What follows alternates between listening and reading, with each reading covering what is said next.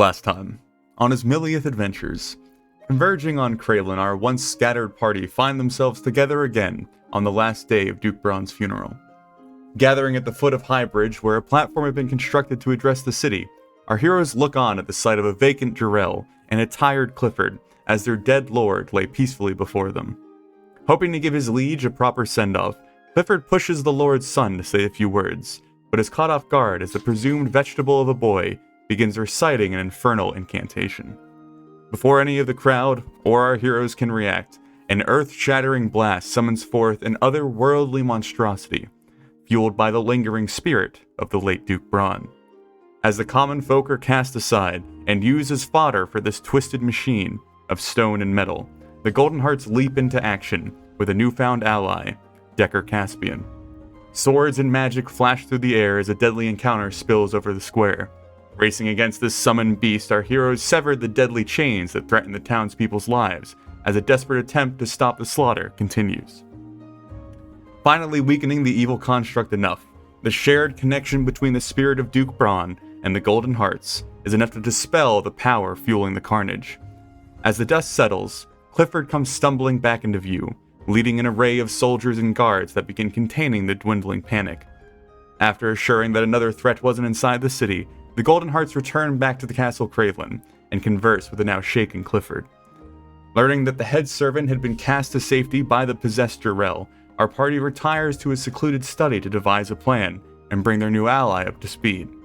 As the events of today are being pored over, and the worldwide stakes are explained, an almost forgotten face slithers into the room. Hypatia, the mysterious sister of a long-ago ally Calliope, is disguised as an ordinary servant. The day is December 10th. As she finishes handing a drink to the surprised Jarek, she grows a mildly sly look and glances at the rest of the party. So now we begin, Jarek.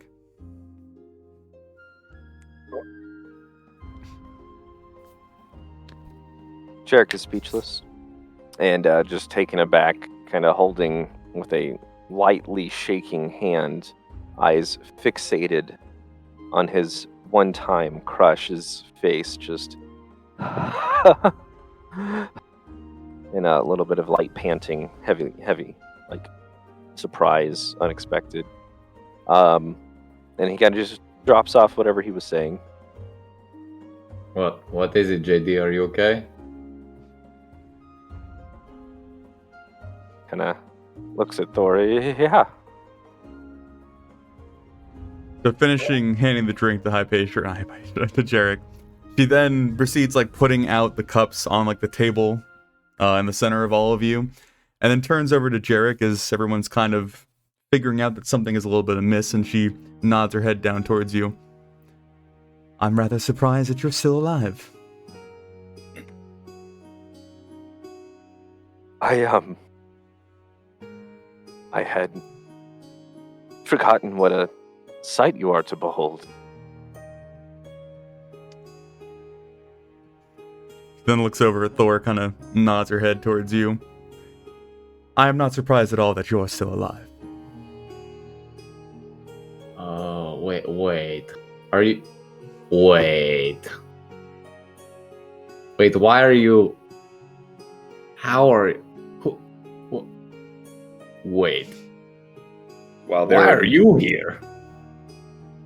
And while they're mumbling or stumbling amongst themselves, I'll whisper to Valoran, it appears they have some history with the lass.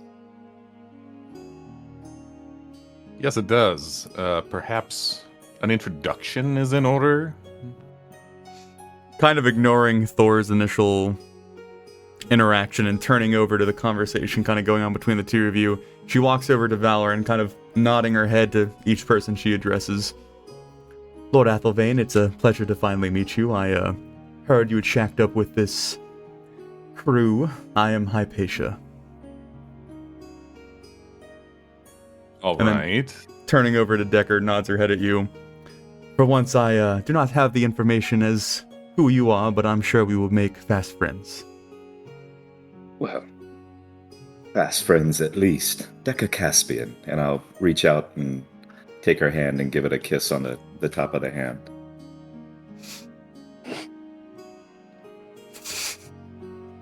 He takes that and then kind of steps away to look you all over in a kind of quick back and forth motion just to get a good summary of the group gathered in the room.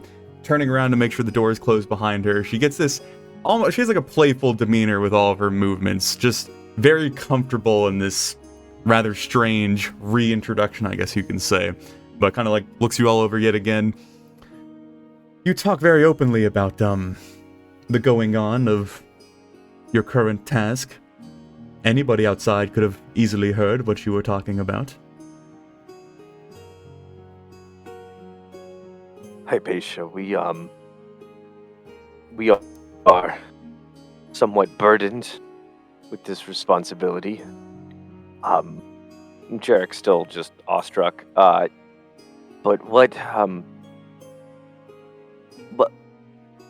have you been doing since we last saw you? We left you after the monastery. I haven't seen you in so long. Did your sister ever mention what we had been up to? Ah, yes, my sister that you all so eagerly left to be hung from the neck. I'm sure we'll get around to that, but yes, I have quite a lovely little journey since Point of order. Had nothing to do with her neck, and if it's as pretty as yours, I certainly would not have seen it done. Valorant. This is Callie's sister. All right. You know, the one that died, supposedly. I doubt that, but I suppose I didn't know her that well.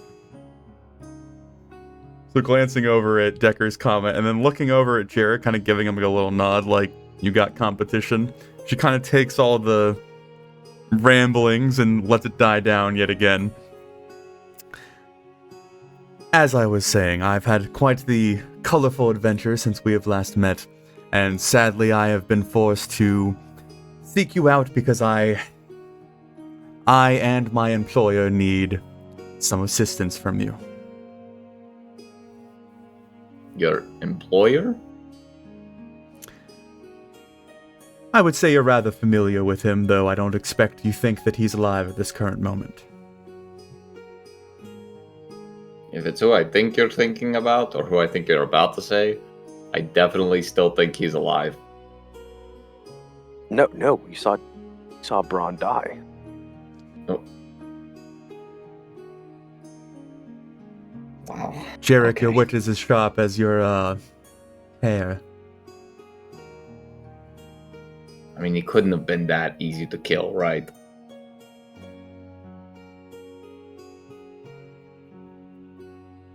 We're all talking about Novin. We're talking about Novin, everybody. Hypatia, no. No, surely not. I can understand why you'd have a mild friction with any sort of dealings with a man such as my employer, but I assure you that any sort of perceived doom, it's no problem. Absolutely no problem. You mean like end of the world type doom that was foretold to us in a vision by an evil god? That seems rather dramatic. I didn't think a strong warrior such as yourself would believe in fairy tales. I mean, I like being the hero in fairy tales, so I kind of have to believe in them, you know? Well, I do not want to linger here too long. I simply had to be here to make sure certain events took place today, but if you could, when the time arises and you have some time to spare, I know that you are resting your growing convoy at the sliver of the moon. I shall wait there for you. Why shouldn't we just, like, arrest you or something? Thor. Excellent point, Thor. Valoran. You know, it JD! Everyone, really. She's done nothing to warrant being arrested. Mr. Caspian, we will fill you in later. If she I actually think- is an emissary of Novin, then you're correct employer. in one sense. arresting may not be on the table. I hope that you all are not as dim-witted as you appear. I don't think that someone of my stature would walk in here without some sort of contingency in place, and like I said, we were going to get back to my sister. Sweetheart, Hey. why don't you take a moment and go to this slivery moon, and we'll meet you there soon. Let them calm down a bit. I think you're going to soon become my favorite. I will do just that.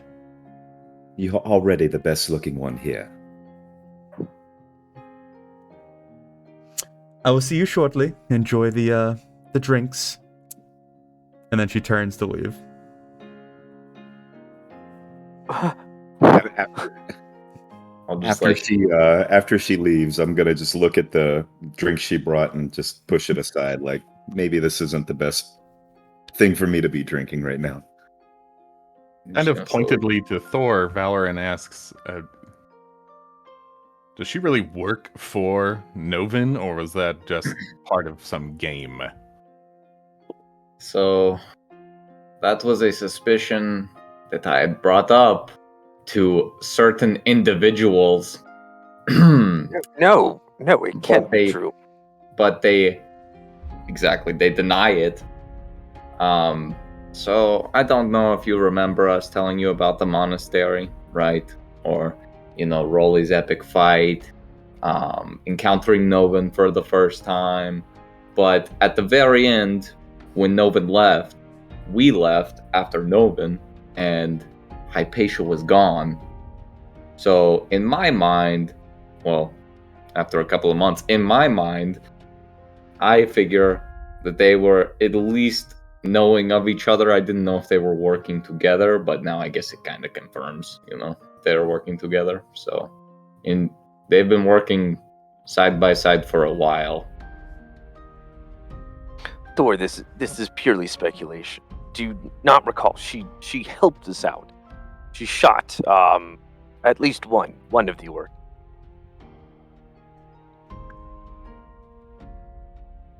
Okay, so ignoring JD.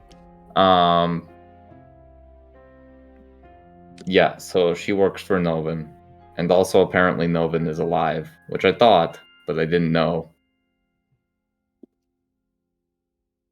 Well, considering that responsibility for everything that just happened today rests on him,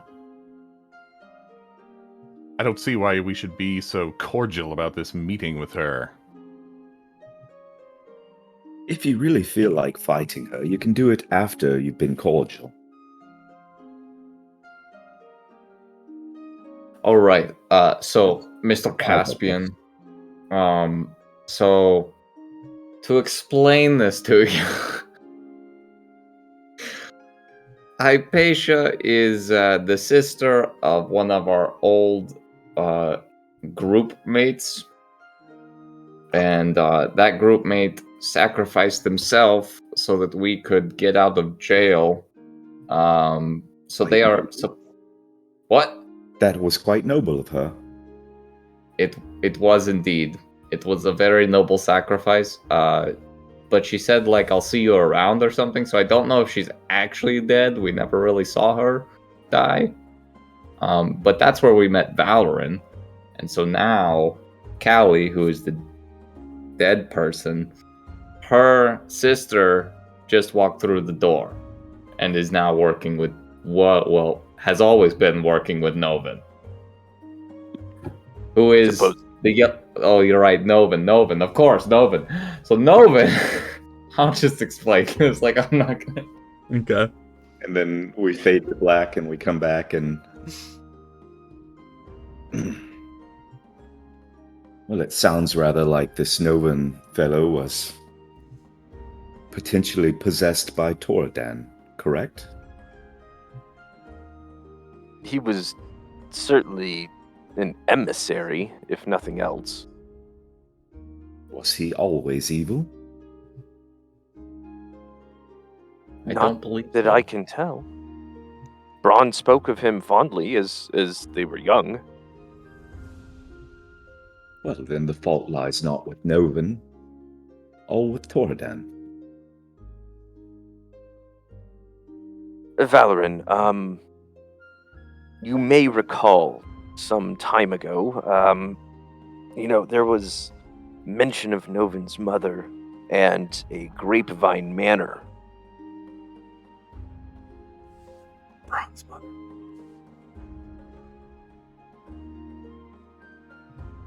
It's Duke Bronze mother.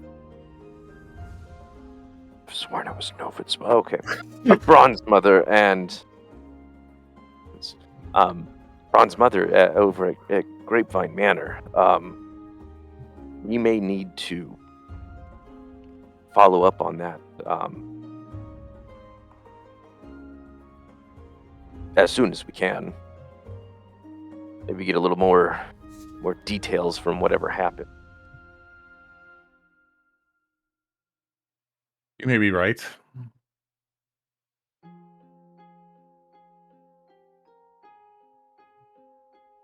Well, let's proceed. I'm anxious to find out whether Hypatia will live. I'm anxious to see the slippery moon. No, Sliver of the Moon. Oh. Actually, of quite a quaint cavern. We've had some dealings there quite a few times in the past. Marie is very lovely. Really? Tell me more. Well, her prices are affordable. Her ale is pretty solid. Not physical. The prices of the ale are affordable. Yes. That's always a bonus. Usually not a problem for me, but Valorn like kind of noisily pushes back from the table. Yes. We should walk.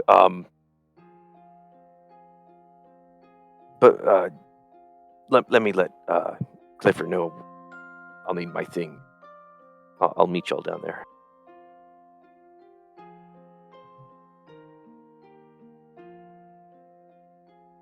And we walk.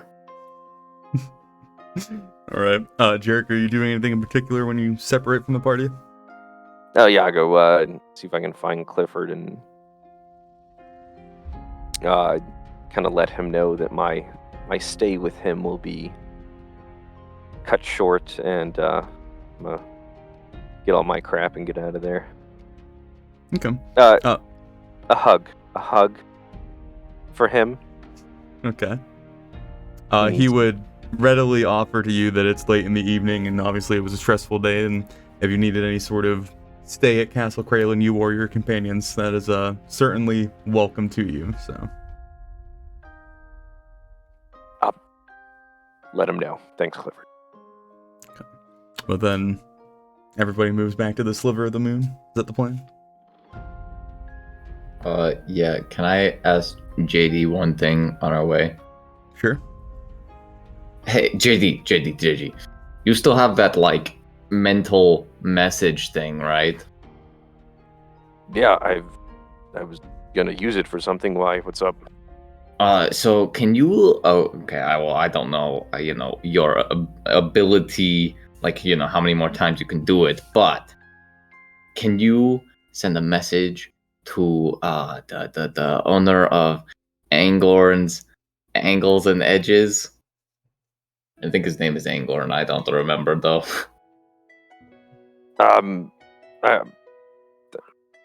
Thor, I'm a little drained after today, and I'm going to use that for something important. But I'll send him a message in the morning if you want. No, I'm gonna go there in the morning. It's too late. Well, thanks though.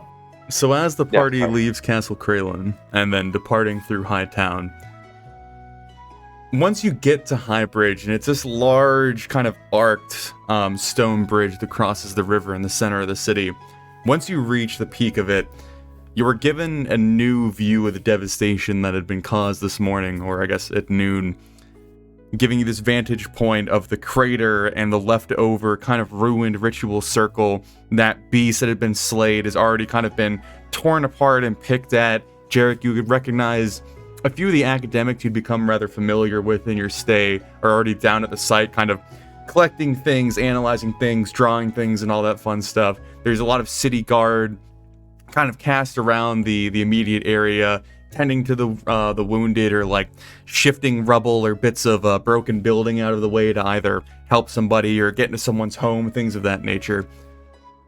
But it really showcases to you that in the heat of the moment, you wouldn't really notice just how quickly and widespread the devastation was from this impact, but now it kind of lets it sink in, and you also have to descend the bridge down to the site itself and kind of meander through it. So it would just give you a second viewing of what you had gone through earlier that day. But unless there's anything you want to do there, the party would... Yes. Actually, yes. I would like to find one of the academics, whoever has some like paper, and I can see like making drawings or notes or anything. Jarek would go ahead and just to make sure, create a minor illusion of the magic circle. Okay. To make sure that they get a copy of the intricacies or whatever, everything else that it's mostly he had still seen. in the ground. It's just the part where the monster actually kind of like pushed through it is kind of ruined, but the majority of it's still intact. Okay, and I just, try and make sure, I've seen others in my travels before. This has got to be important. They would obviously mirror that sentiment, as they are very diligently and very accurately transcribing the circle to parchment, making sure that no details are left out, kind of showing their thanks in your attempts to kind of make sure it was done correctly. And that would be it, yeah. Okay. So, making your way back through the city, which is now a strange mixture of eerie silence and strange tension. There isn't any mass panicking or screaming at this moment. That had kind of died down after the initial event had taken place. But now it just seems that any stray bits of like conversation or words or just the air around you is just constantly just full of tension, this strange underlying uneasiness, whether it's fear or terror or just sadness for either the funeral or the lost townspeople that had taken part in the summoning. It's a strange and sombering experience making your way back to the Sliver of the Moon. Once you step back into the familiar tavern for, I guess, the three of you that have been here before, you are already preparing yourself with a familiar sight of Marie. As you step in, you see that there are absolutely no tenants in the tavern currently, except a rather familiar, small, half-elf girl tucked into the corner. And as you glance behind the counter expecting to see Marie, her smiling face is not there. But you do recognize the rather young boy that had just started helping her when you had left a couple months ago, Adam, standing there looking a little bit bewildered. I'm going to give him a once-over with the telescope. Okay. Walk into a tavern with a telescope and you just... Well, noticing his expression, I'm suspicious, so I'm going to see if he has any magic on him. Okay. You would not see any magic, but you would see him giving you a very perplexed look. Jarek, do you have trouble with your vision? Glasses usually help better than a telescope. No, Close quarters. I'll explain in another setting, if you will. Behind doors. You're a very strange man. It's your trying time. Indeed. And, actually, I would like to throw a little bit of detect the thoughts out. Okay, for both Hypatia and Adam? Yeah. Okay. I don't know if you're able to discern one from the other. Is that specified in the spell? Like, would you know? Specifically, I need to focus on one. So I don't necessarily get both unless I cast it, or if I focus on one and then move over to another. I thought you got service guess, yeah. spots for both. So I can use it two ways. I can sense thinking minds, Mhm. so I can like get an understanding if someone's behind a wall. Mhm. Or I can kind of detect your thoughts, and then before you realize it, I can move to somebody else and detect Okay. their surface thought. All so right. I think I'd start with Adam, kind of see what he's thinking about, and then slip into Hypatia's surface thought. Accurate word choice there, sir. As you focus on Adam first, you would get fear, nervousness, somewhere in that range is like an initial kind of reaction. And then shifting over to Hypatia, you get... what's the word I'm looking for? Lack of patience. Very, not antsy, but, ready to go. I can't think of the word I'm looking for currently, but I think you get the sentiment. Okay. Well, gentlemen, looks like we're the only ones here. Call out to Adam. Adam! 5 L's. He kind of like, it seemed to be almost in like a trance as you walk in, only kind of like vaguely registering that people have entered the bar. After you call, he kind of like snaps to, kind of shaken from his stupor. Yes, yes. And then he like turns around to pour some ales. Do you want me to stay by the door? I don't know. What if she tries to leave?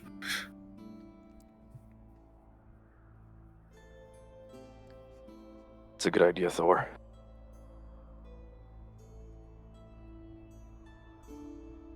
Is there a position that I can put myself in where I'm near the door and the stairs that go upstairs?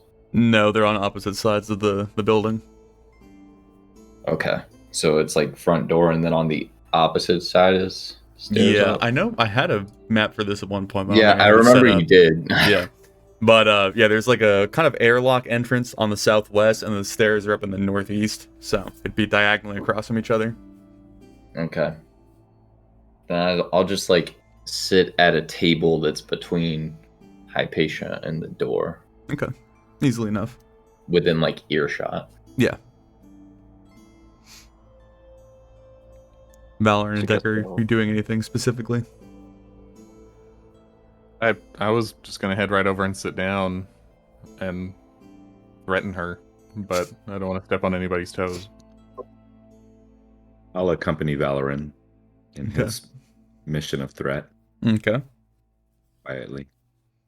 So if Jarek or anyone else doesn't speak up first, then Valorant just sort of walks over, beelines to the table, and sits down and says, "Well, based on your oh so clever insinuations, you are subsisting on borrowed goodwill and morbid curiosity." And no small amount of good looks. I see we're beginning with the good guard, bad guard routine. Let's make one thing clear. Whatever your contingencies that you're so proud of, do not imagine that you are safe.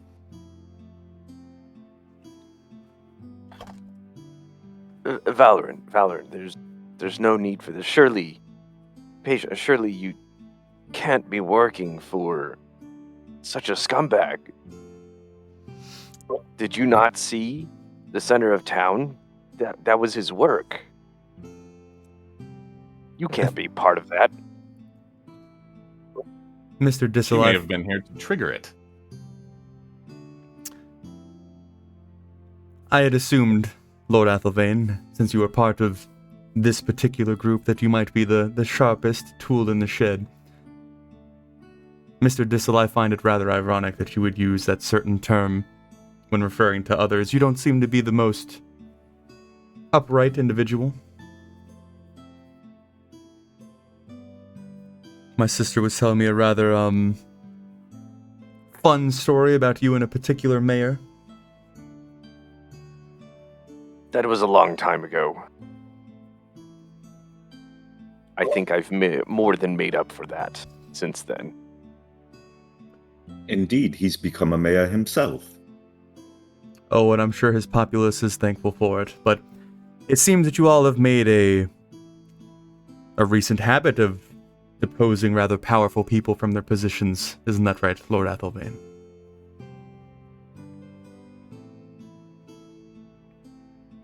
I just raise an eyebrow and look over at Valoran. I will simply reiterate. You are not safe. None of us are safe.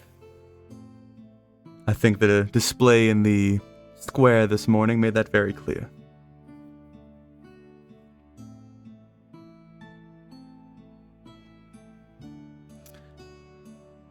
Since it seems there are no more threats coming my direction, perhaps we can get down to business. No one is stopping you. I think the large man by the door would disagree, but anyway. I've heard through the grapevine that you are rather adept at handling beasts that have come from the south. A certain warrior by the name of Hormtar has been told to me that you disposed of him some months ago. That's true. I find myself in need of disposing of more of these beast men, and I need a rather efficient group to assist me. And you seem the most likely of candidates. Go on. And I know that gold and wealth seem rather easy for you all to come by. But I know that you are all in search, well, maybe not all of you, but the majority of you at this point, are in search for particular body parts that have been misplaced.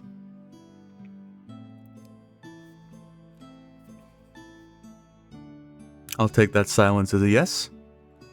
And I'm also rather confident that a meeting with my employer would be something that you would not steer away from.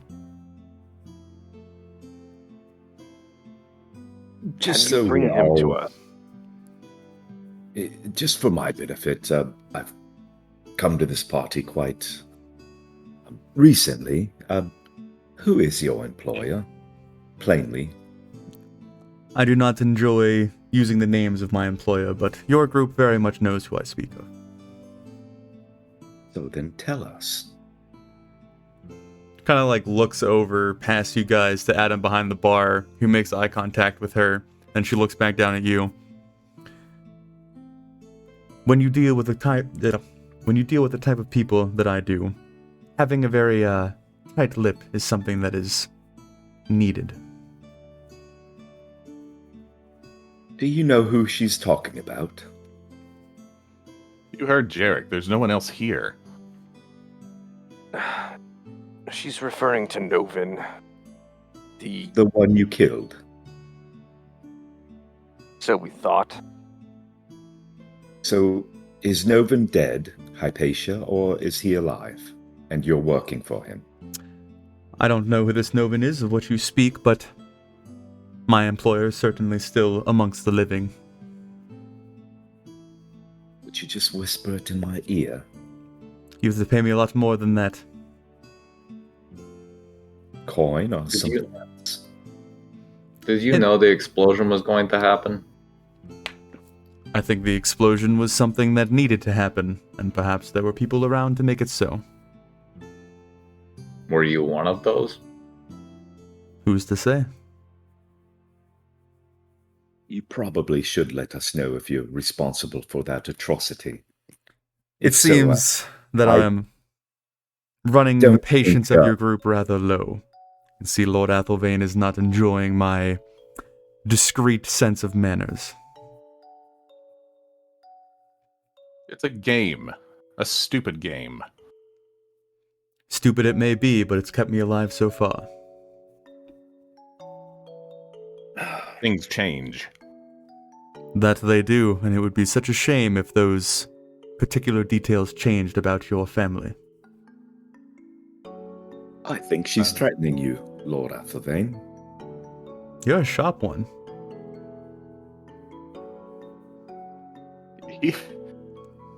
He actually stands up and knocks his chair over.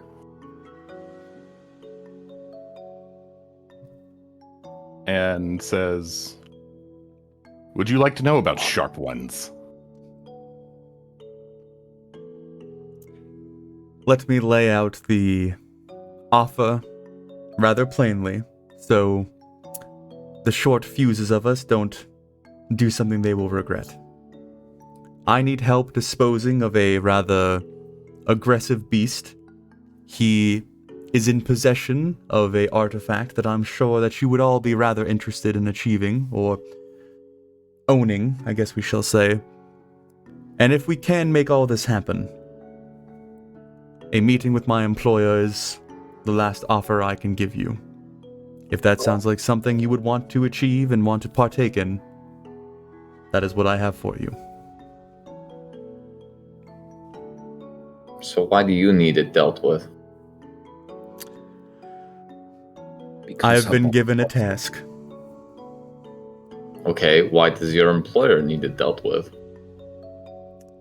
He seeks the same artifact that you do. So what's to stop him from taking it from us when we kill it? That's no concern to me.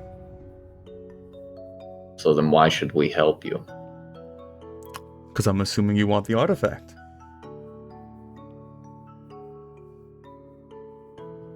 I don't like this.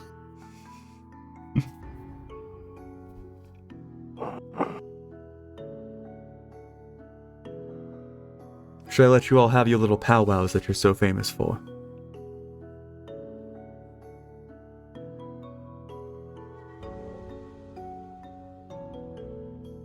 I can tell that I'm back in Giles' kingdom. He picks his chair up and sits back down.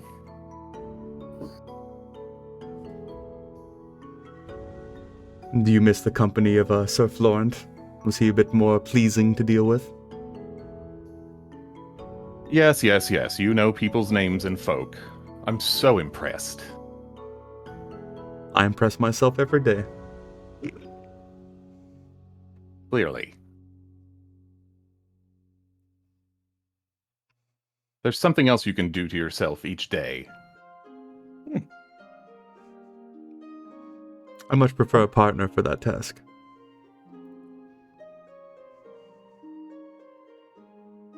Well, there are plenty of horses in the city. And dogs.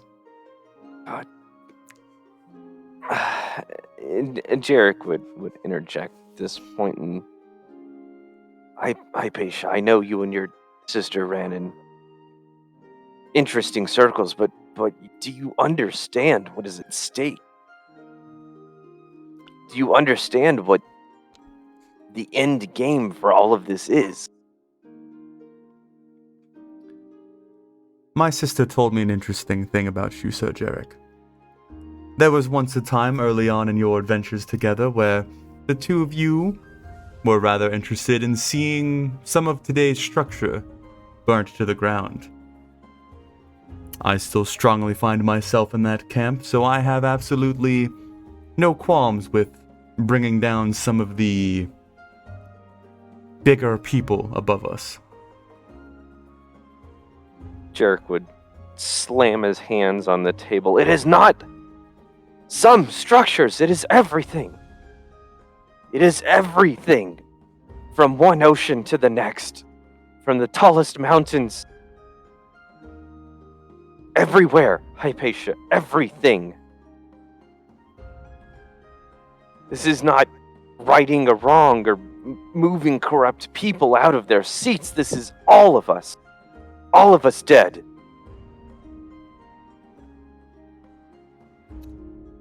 I like to think of it as the weakest of us won't be around anymore. So you believe you'll be rewarded at the end? I believe there will be quite a lot of opportunity for promotion if you're on the right side. Are you on the right side? I guess we'll find out once we get there. But I've been on the right side so far.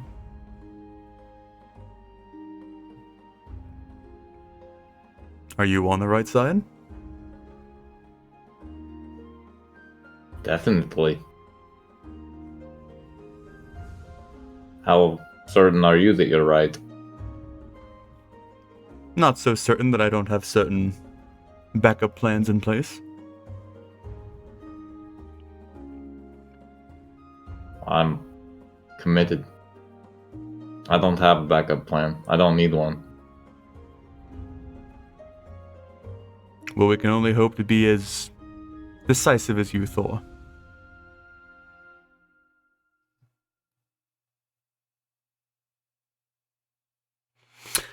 Well, have we come to some sort of conclusion, or shall I leave you all to digest a little bit more?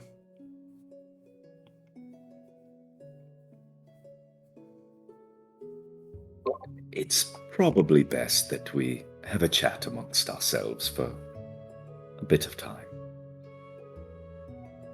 I think you're going to be a swell addition to this group. And perhaps maybe the most attractive addition. Well, no doubt, but if you could give us a bit of time, maybe 20 or 30 minutes, 1 or 2 mugs of ale. Perhaps I'll look into some of those horses. And then she gets up and moves towards the door. My horse is a girl. Thor, do you let her leave?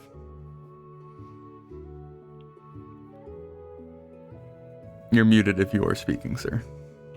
My bad.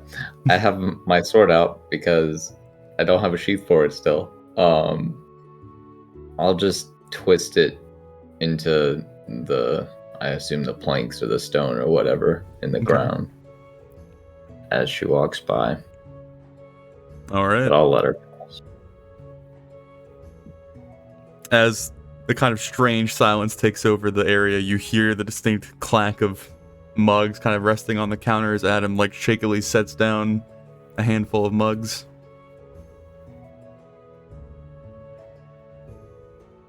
Yes, Adam, thank you. Where's Marie? He kind of shakes visibly as you say her name, and he looks over at the door and then back at you. She hasn't returned from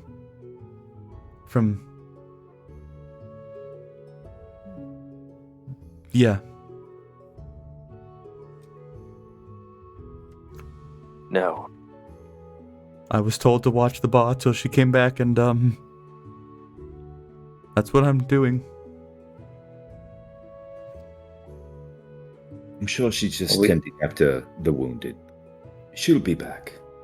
He just kind of like nods idly to himself, attempting to believe the soft lie.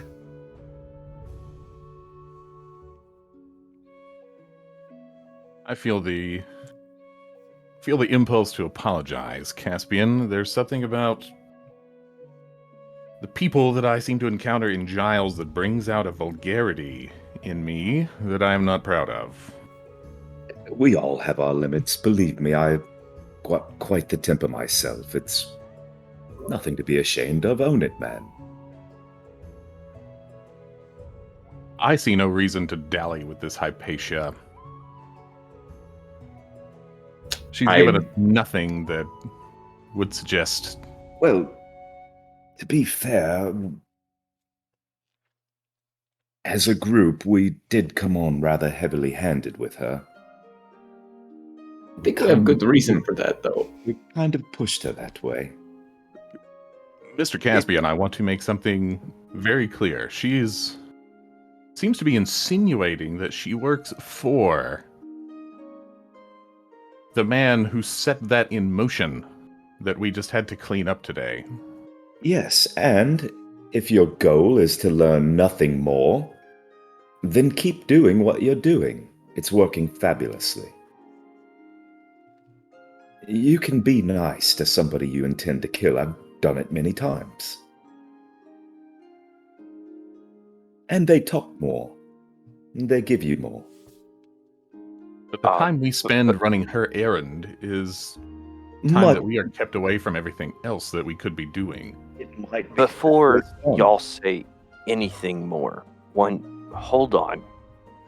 I'm gonna pull out the telescope again and give a glance around to see if there's any magical, maybe listening things. Oh man, the telescope just shattered. Yes, doing a quick scan with the telescope around the room to verify there isn't any magical bugs within your vision. There's nothing you would find. Okay, sorry, just wouldn't surprise me if she left something to listen in on.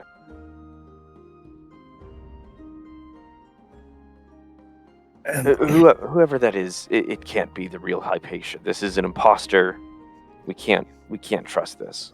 JD, it's her. This has got to be some foul trick. Look, maybe when she comes back, I suggest her to tell us everything she knows.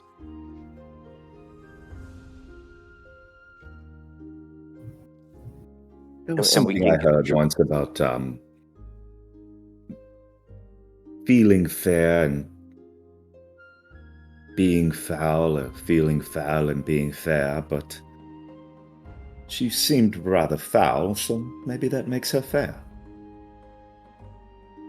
If she was trying to trick us, I doubt she would say half of what she already said.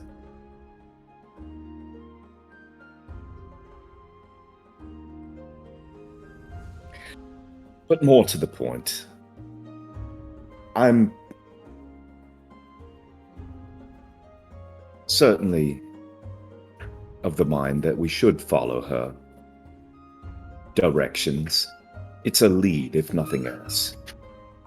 And whether you know it or not, I'm as invested as anybody here in finding out why this happened and bringing whatever is responsible for it to justice, preferably death.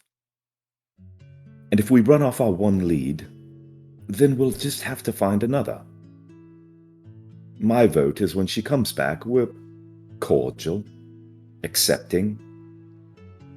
And yes, she's a bit of a bitch. The thing she was saying was not very nice, and your family, she attacked it directly, and I'm glad she didn't do that to mine. I couldn't let this stand. But You don't know the half of it. obviously not. Well, Jarek, I have a feeling I know what you're going to say, but say it anyway.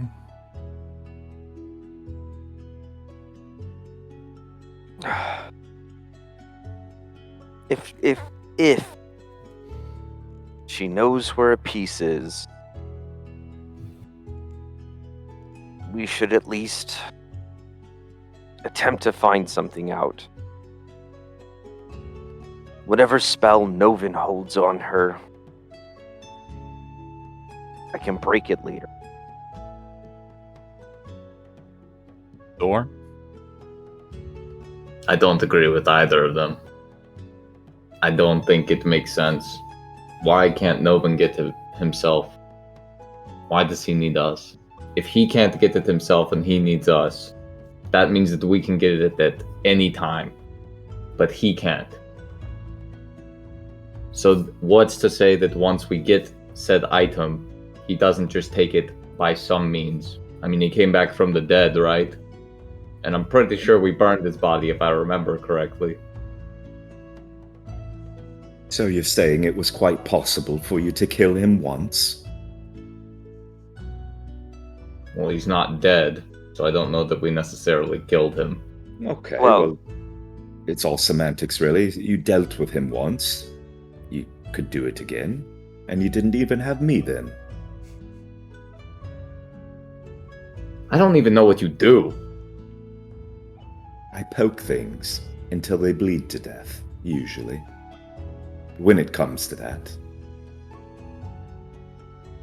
What do you do? I typically kill things. Or I play Well, with are- there. We're both suited to the task then. Well, then are we going to at least get the information from her, or are y'all planning on attacking as soon as she walks through the door? Information, Jarek. My apologies. Information, Mr. Tessel. I wish Rolly was here. We could just speak with Ted with her. But he's busy, Thor. Look. Let's hear what she has to say. At the end of her spiel, before she leaves, I can try and subdue her, if you will. And, chances are she's going to bail on us no matter what. So at least get the information and then see if we can figure out what's a lie and what's truth. Is that agreeable? Or are y'all... No argument from me. And if So it we're gonna turns to let her be... leave? Well, I'm going to wait till she turns around at least, and then do... Yes. It's better when they turn around. And then what? What are you going to do with her after you subdue her? Well, I'd ask her for the truth, but... Doesn't seem like she's inclined to give it to you. Well, I have ways of encouraging truth.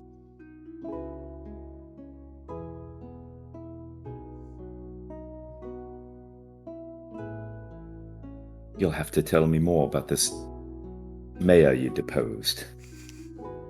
I'd rather not. So, in agreement, hear her out. And then a little bit of something or another afterwards. As long as the little bit of something or another involves her leaving peaceably and retaining our lead, yes, I'll agree to that.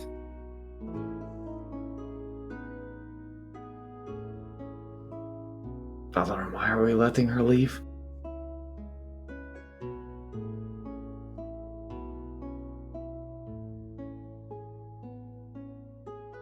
Okay, cool. No, I mean, do you all want to stay at the door as plan B? Would that satisfy your needs?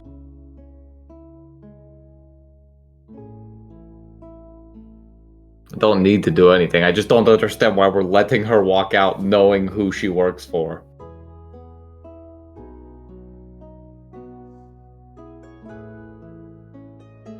I don't know if I'm even convinced of that. For one, she never said who she worked for. She just implied a few things.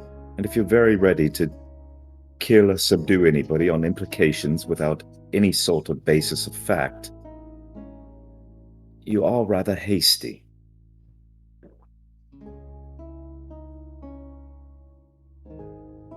Just hear what she has to say. And we can make an informed decision thereafter. I'm in agreement. Fine. I'll stay by the door. If I don't feel like letting her leave, I'm not going to. Again, no argument from me.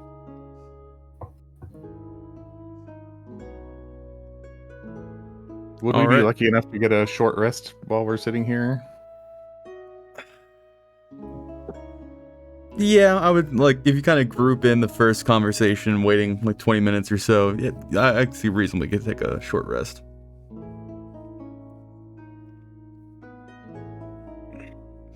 So, as the Golden Hearts converse and come up with a plan, eventually, after some time of waiting, Hypatia does come back through the door.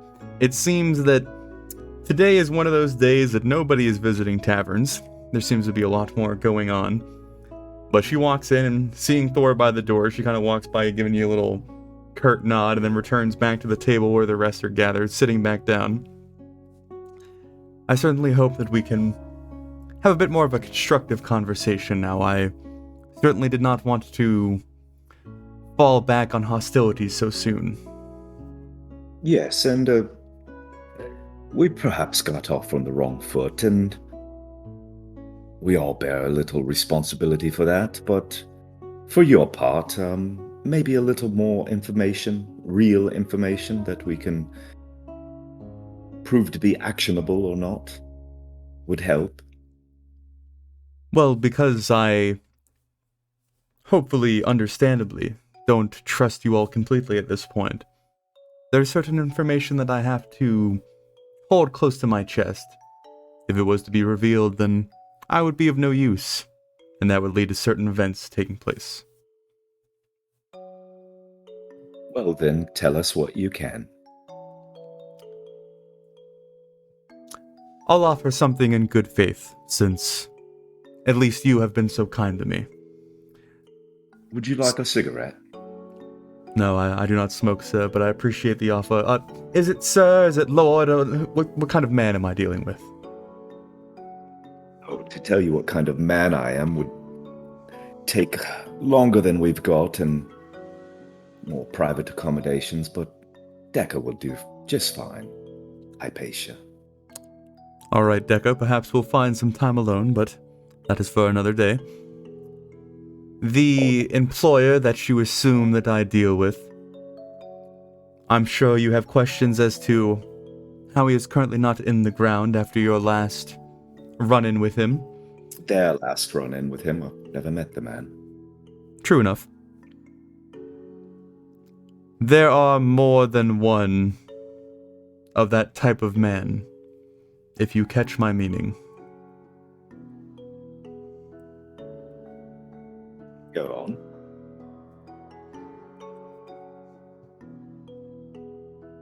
I want to insight check that real quick. Okay. Does she mean like clones or like? Oh well, fuck me, it doesn't matter. I mean, you can ask a direct question. Are you suggesting there are other under the Dark Prince's influence, or is he just a very lucky bastard to have multiple bodies? Much closer to the latter. Oh, fuck. I mean, JD, you remember, he was younger than he was supposed to be. It would make sense. He did seem rather weak. Well, Yes, you, disposed of one of the longer-lasting ones.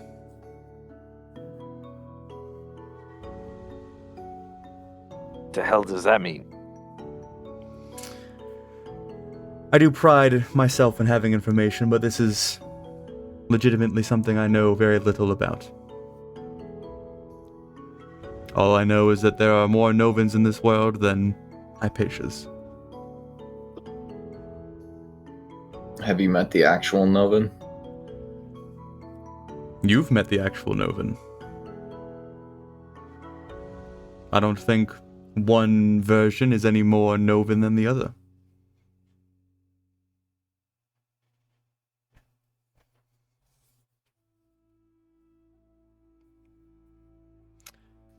So hopefully giving you some insight into the events you've stumbled through thus far, we can start making a plan for traveling south. What assurances do we have of any sort of safety? Absolutely none, but I don't think you have any other options. So given the lack of safety, what incentive do we have? As I've laid out, the artifact that seems to be rather sought after, and a meeting with one of the employers. If that doesn't interest you, then I can simply leave. Why? Why even come to us with this? We're very clearly enemies. There's nothing that we would want that would align with what Novan must want. Lord Athelvane, I didn't understand you to be a simple man, but let me lay this out for you. We are not enemies. I work for somebody, and I assume you work for yourself.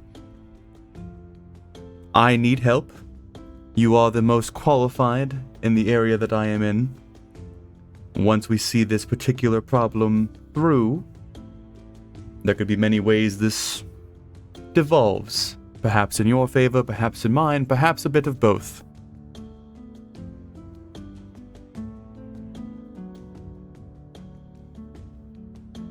So is your mission just to get rid of the whatever is guarding it? I need the artifact to satisfy my employer. And I always satisfy. We Just curious. can't give it to you. As I said, a guaranteed meeting with my employer. Yeah, but your employer is one of many of the same employer. If what you're saying is to be believed. The So only what does it mean way to kill one? The only way I think this makes any sort of sense from our end is if we met your employer first. Is that possible? Could you arrange that? I wish it were, but he refuses to see me until I have what he wants. Hence the rock and a hard place I find myself in, and why I'm currently talking to you. Now I think I begin to understand. You're not an employee. You're a hostage. This is your ransom. Or she's just simply subcontracting work? No, of course, you're being held at his mercy. Yes, a damsel in distress, out of the fairy tales. Oh yes, you have discovered precisely the events that have taken place, or perhaps Lord Athelvane is just too used to being in debt to somebody else. Easy with the attacks on a man's family. He seems rather direct in approaching me. So what happens if we refuse? Then I find somebody else. So why did you come to us in the first place? You are the most fit for the task and have the most interest in seeing it through. And then after it's done, and we try to take the artifact, then you try to take the artifact. I have no interest in the artifact, except for getting it to my employer. So you have interest in the artifact. To a degree. What is the artifact? We'll explain later. Or now. It seems relevant. Hypatia. Are you familiar with Toradan? What is the artifact?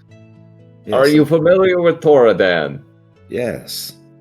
It was in the notes. Well, the artifact is allegedly a piece of said god, demigod, whatever he was. Yes, I'm just curious, what piece? Is it his ear, his prick, what? Hopefully again within Olive Branch, giving you some information so that we may move past accusing me of some ill will. The leg of Toradan has found its way onto a particular beast. He has grafted it onto his own body, and now wears the left leg of Toradan like a trophy. See, that wasn't so hard now, was it, everyone? We asked her a question, she answered with a maybe truthful reply. I only Well, lie when I need to. Look, we can't be expected to be strung along. We need the information up front. This is not child's play. This isn't political intrigue. This is the world. Where is the cares beast? about the What is world the beast? because she cares about getting the artifact. Yes, well, we need that information up front. Hypatia, you know we are capable. That's why you came to us. You've seen our work. But we cannot be strung along with bits and pieces. Where is it? Who has it?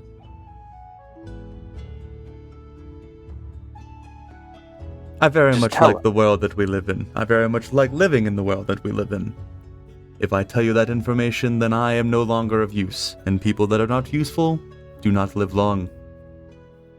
So I would very much love, Jarek, to travel with you to this task, see it through, and then go our separate ways. What do you imagine is going to kill you for divulging this information? Seems like you would be the most prominent member for that position. If you're referring to me, I might do that whether or not you talk. It really has no bearing on your information. Well, I think I'll roll the dice on that one and keep it to myself.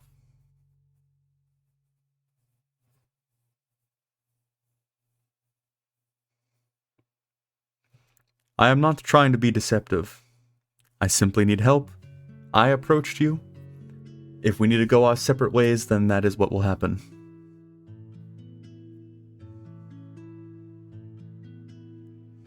How far?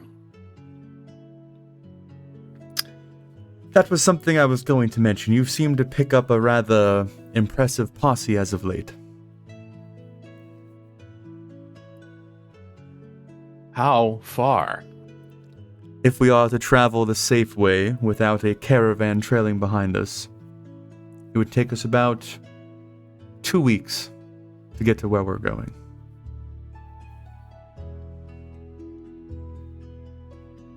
And I But- assume it's south.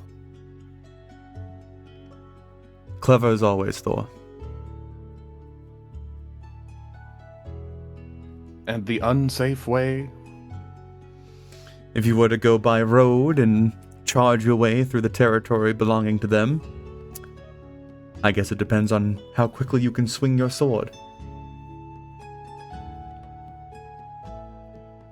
Take a guess.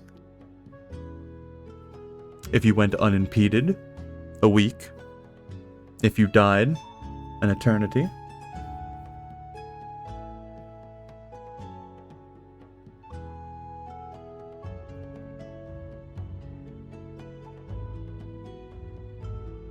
I assume you're suggesting that we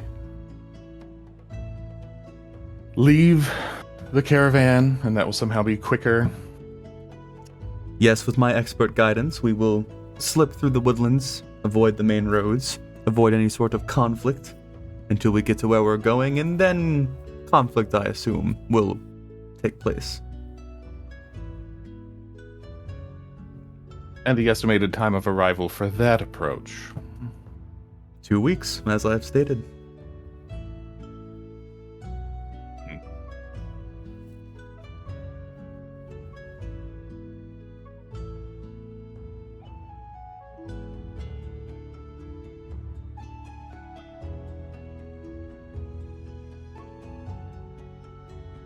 At this point, Jarek will stand up and kind of walk a little bit away, lightly tugging on the strings of his lute, looking away.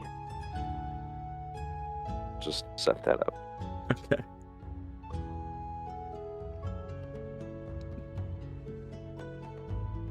Has anyone's opinion changed from before?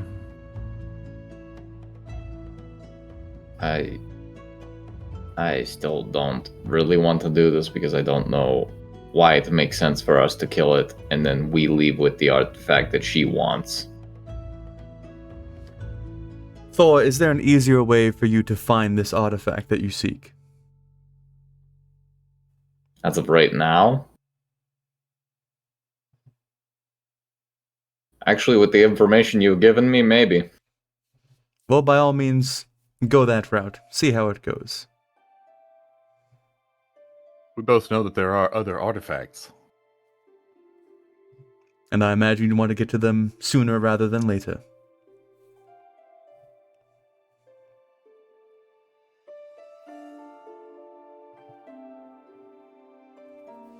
It's a big world with lots of holes, lots of beast men with strange arms and legs. It might take some time.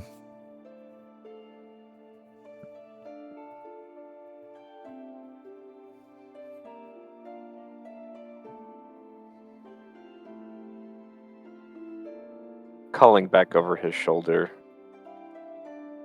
And you would simply leave us as soon as the job was done, of course. As soon as it was seen through and you had the meeting with my employer, my job is done. And we keep the artifact the whole time.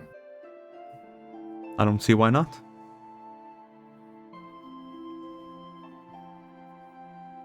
So you're okay with us just keeping the artifact? That is what I said.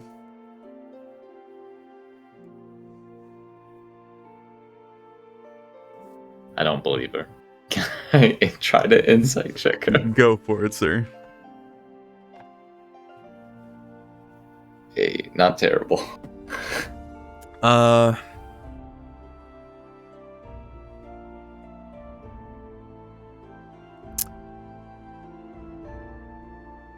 It's hard to tell. Yeah, I figured.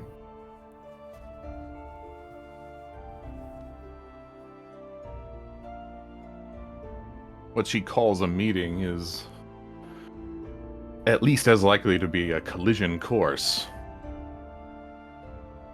Our meeting is meant to free her of her employment, perhaps.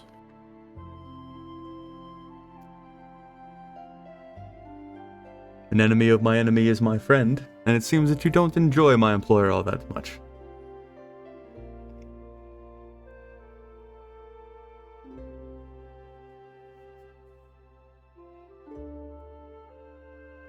And how does Callie fit into all of this? Well, Callie is making sure that I come out of this meeting in one piece currently. Well, that's a relief. It appears that nothing happened to her neck. Thankfully. Indeed. Family is everything, isn't it? Mostly the only ones you can rely on. You haven't met some families.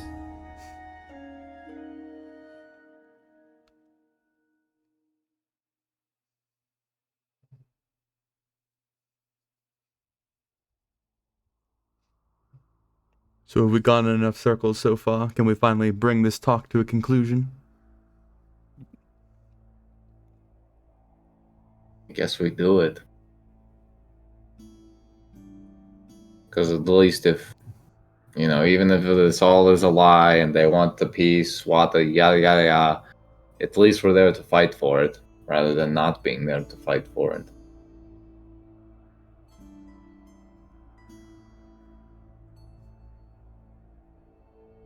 Jarek, Caspian, anything else to add?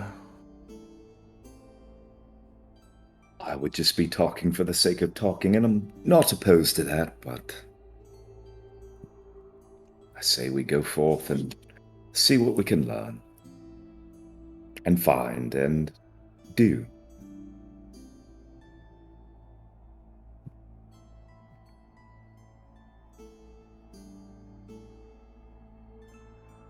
But, Jarek?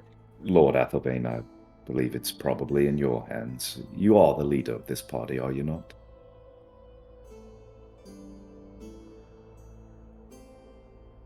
Valor and I cannot deny the opportunity. Find one of the pieces is paramount.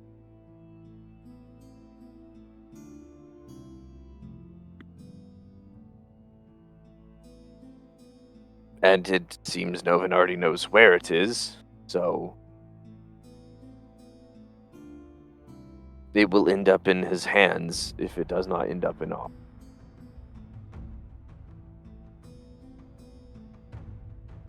Or what would you suggest?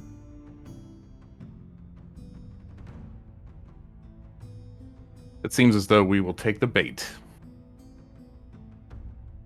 It's only bait if you see it that way, but I'm glad to hear it, despite the stumblings towards it. But I shall return in the morning then, and we can set our pace from there.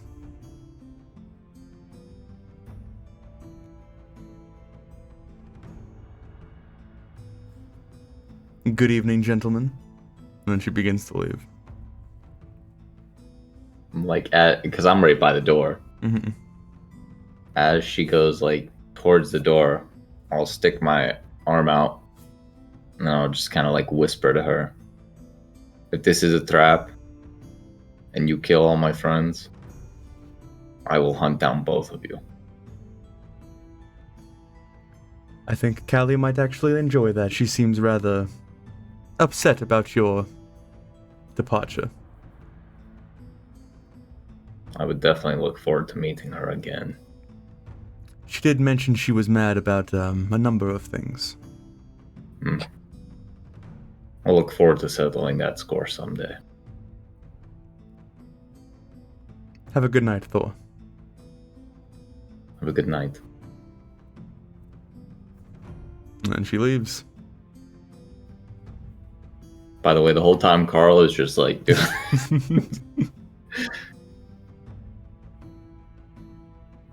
So it is now later into the evening, 8, 9 o'clock, somewhere in that range, as the Golden Hearts are left alone in the sliver of the moon.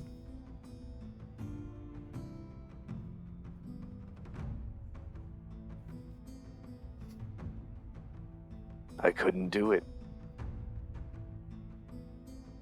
Couldn't do it. Well, if we are traveling with her, there will be other opportunities. Yes. And hopefully they'll be provoked by her.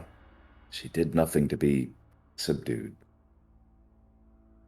can I look out the like tavern inn and just watch for as long as I can? Yeah? Like watch her leave. Yeah. Okay. Just to see if like I see like, a little Callie figure come walking up. No, she, leaves the tavern, kind of crosses the road, maybe goes down a little bit, and then ducks into an alleyway not too far off. Okay. Then I'll turn around and address Adam. Did she threaten you, Adam? No, I don't think she said a word to me. Okay. And you saw nobody else besides her, correct? No, since the explosion, it's just been, I guess you and her. Okay. Should I call the gods? They won't find her. Thor. Some sensitivity. Adam, you may want to lock up and get some rest. I suspect you have busy days ahead of you. Do you all need rooms? Kind of giving a sideward kind of glance at the group. Clifford offered castle if y'all want to head up there.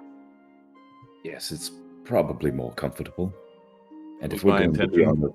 if we're going to be on the road, I'd like to bank as much comfort as possible. I need to go back that way anyways. I have to look for someone.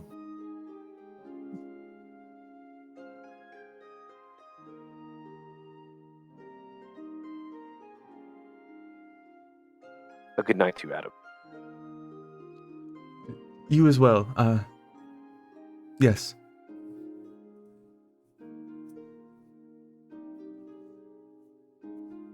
And then off to the castle? I was gonna Yeah. save this for something more important, but as soon as we're out, I'm going to attempt to message Marie, or send to Marie. Okay. Marie, please tell me you are alright. If you are trapped, tell me where. I will find you. No response. Ah.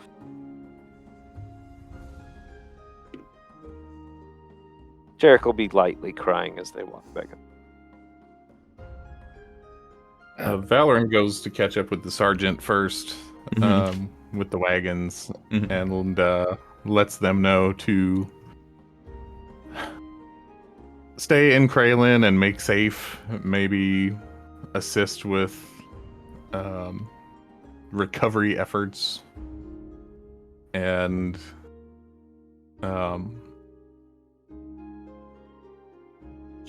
keep heads on a swivel, and that the rest of us will return. Okay. No, you would just get affirmation, maybe a little bit of questions of like how long and whatnot, but besides that, just already. I'll just pet the mastiffs and move on.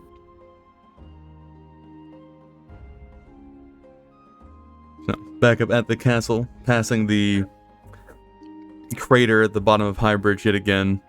Is there anything specific you all are seeking out? Yeah, I'm gonna try to look for Marie. I don't care about JD's sending spell. Okay. Are you investigating the crater site then? Sure. Okay. It'll go so well. Yeah, give me an investigation. You got it. Okay. I'd like to help him. Okay. Should you want me to roll again? Because that was a high roll considering. I mean, go that for it. That really was. No, I'll just investigate too. Okay. Okay. So, Obviously, I'm looking for a corpse. yeah, as you two begin to kind of dig into the crater, no pun intended, you can see that the guards that have started kind of cleaning up the area have set aside one of the streets has been blocked off, and a good chunk of the roadway has been more or less converted into a very makeshift like hospital. And there's a lot of rows of corpses covered in various sheets, mostly white, but some of them having to be make do with jackets and aprons and bed sheets and that kind of thing. So it appears most of the corpses that have been found from the explosion have been either found some sort of healer or has been laid to the side. So that would be what you're investigating. I asked the guards if I can look over the corpses. You would probably get the slight pushback of, yeah, we're not supposed to let anybody, might cause a scene. If there's someone in here that you might, like a lost loved one, we will make sure it's returned to you, that kind of response. Alright. Jarek would interject. Damn it, man. Do you not recognize us? We put down the beast. We're not here to wail. Give me your persuasion.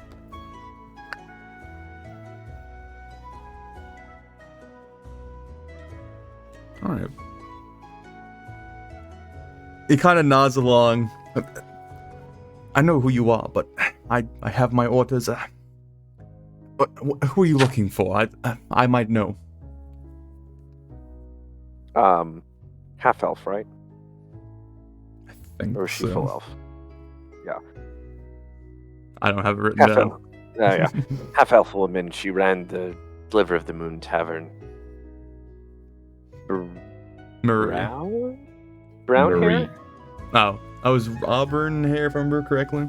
Auburn. Yes. As you describe this to him, you see his face kind of growing a little bit sadder, kind of more reserved. He kind of nods along a little bit, glances behind him, gives you a small nod. I fear that she was in the blast. Show us. Where did you come from? Didn't we come together? Yeah.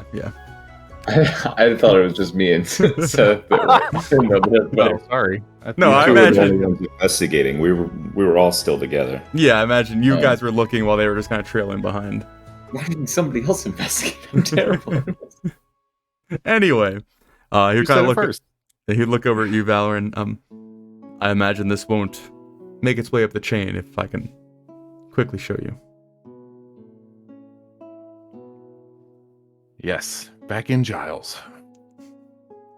Let's go, man. You're speaking to a lord, sir. You can be assured of his discretion. My apologies, just follow me. And he leads you away, and he would go about 5, I guess, bodies deep into the line that is laid out, and he glances around to make sure nobody's watching, and then kind of double checks the sheet that he's looking at. You can see that the fabric is already kind of stained with red blood, drying into that dark brown as it kind of reaches the air and is left to settle for some time. He goes to lift the sheet, some of it kind of sticking to the exposed flesh of the corpse beneath, and kind of folds it back just enough to expose the familiar face of Marie, though it isn't easily recognizable at first. There's a large piece kind of missing off the left side of her head. There's clear crushing damage to the majority of the right side of her body. The majority of her right limb missing or exposed down to the bone. And he kind of raises it up just enough for you to see, and then gently lays the sheet back down, kind of looking around again and giving you a silent nod. Did I notice that she had any sort of necklace or anything?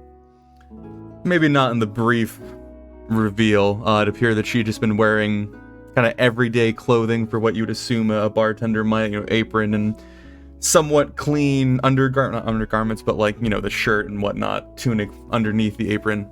But yeah, besides that, there wouldn't be any like earrings or necklaces that you would quickly notice, as it was just a little and then down. Was the apron bloodied? Yes.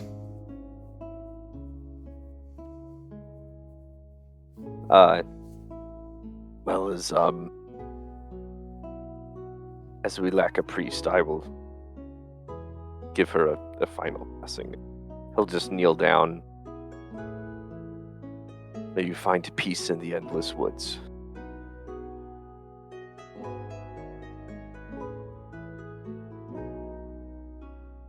Thank Right. you, sir.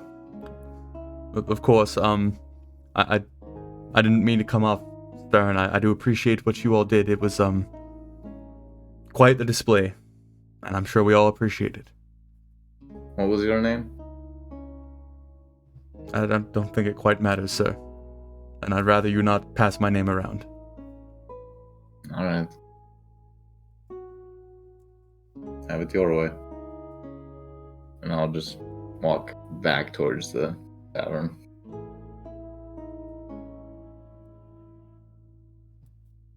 One of us should probably go tell that boy that he can quit waiting.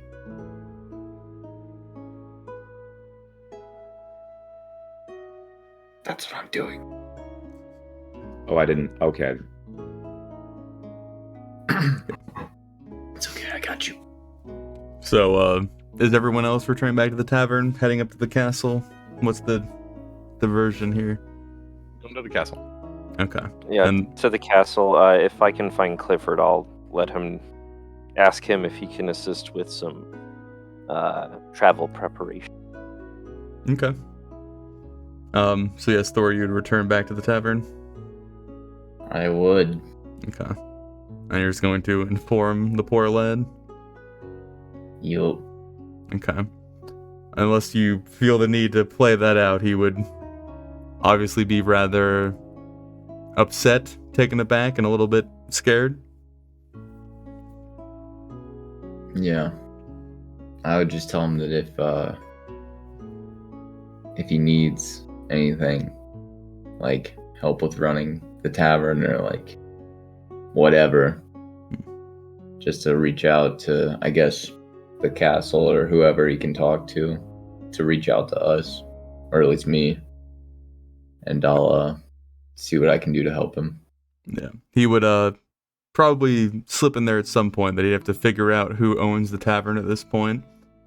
That would be kind of his first task, but he's gonna keep it there until then. That's the rough plan he has.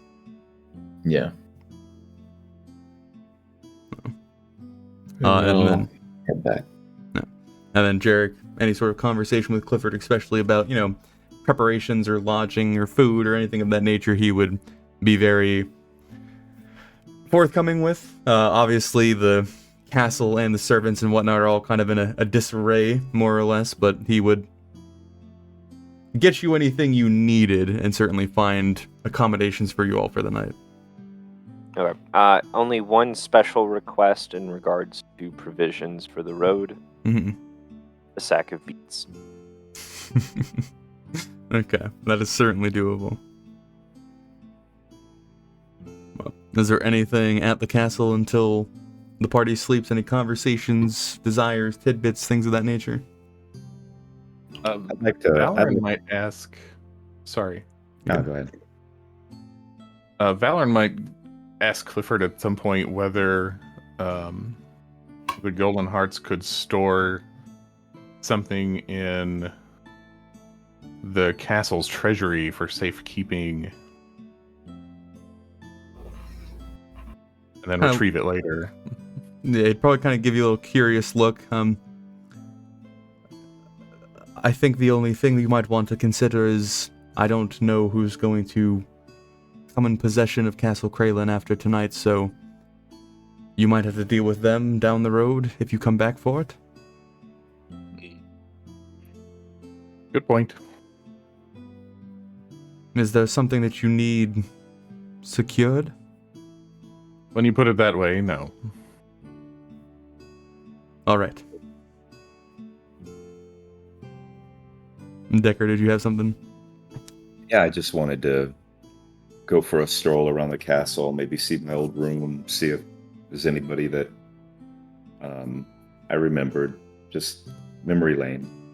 Gotcha, yeah. I mean, as I mentioned previously, the castle seems to not change, having even been gone so long. As you return it, it's very familiar. Lots of strange things are like in the exact same place. Even like stray planks of wood leaned up against the same wall, maybe a little bit more deformed from the weather and the age, but it is strangely locked in this stasis, this old, seemingly constantly crumbling yet standing tall concoction of towers and stone that just stands in the center of Kraylin.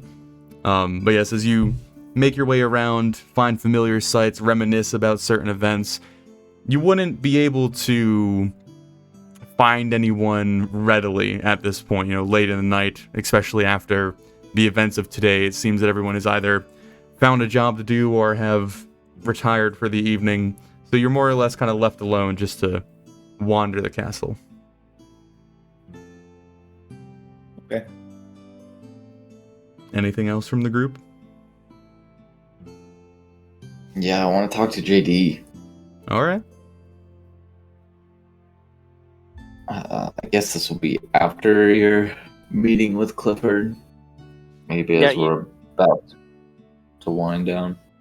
Yeah, you could find him in his room, going through his various things. I'll just, I guess, be in the doorway if it's open. If it's not, I'll knock. Yeah.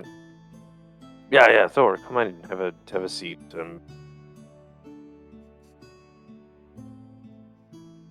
I'll just kind of stand and prop myself against a wall,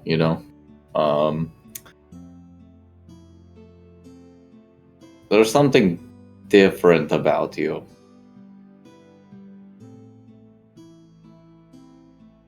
Well, Thor, it's been a few months. I've been busy. I even lost a few pounds. Does he look like he lost a few pounds? Yeah. Okay, that is different. You are right for once in that area. No, it comes from lack of sleep or eating. So yeah, It's not really the healthiest way to accomplish that goal, but to each their own, I guess. No, but I mean, like, you're different. Like, there's, I don't know.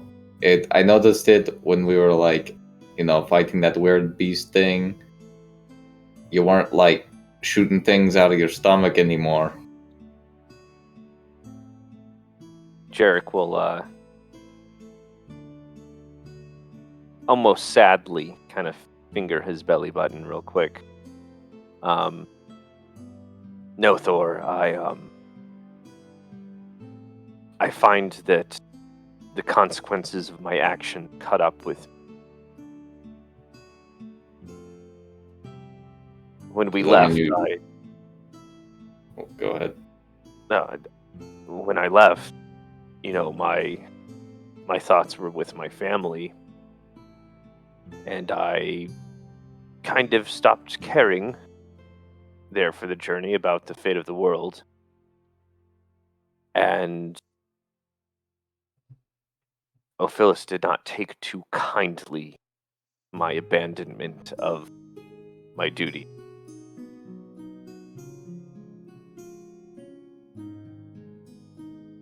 I do not have his blessing anymore. To be honest, I haven't even touched the crown. It was an artifact of his, I fear.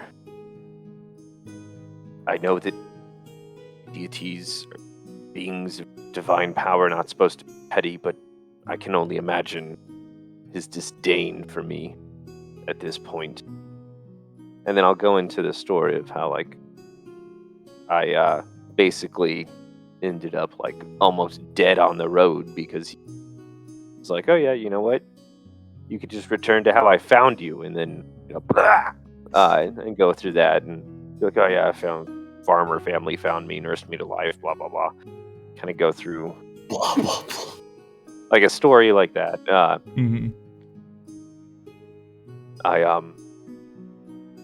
I won't lie, it was a jarring experience. Reminded me that if I truly love my family, I won't let this world be left to fire and ruin.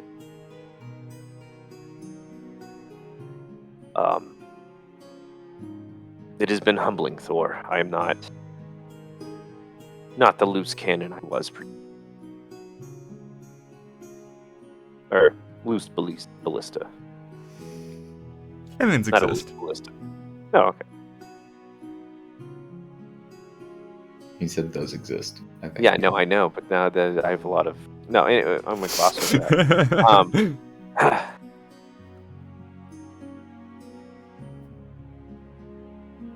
Sorry for the way I was, Thor. I've had a lot of time of reflection, especially when I was laid up in bandages for 2 weeks. A lot of time to think. And so how do you... I guess I don't really know how magic stuff works. But didn't you, get your power from him? I don't really know how this stuff works. Well, I mean, he offered me something, but I already had power. Thor,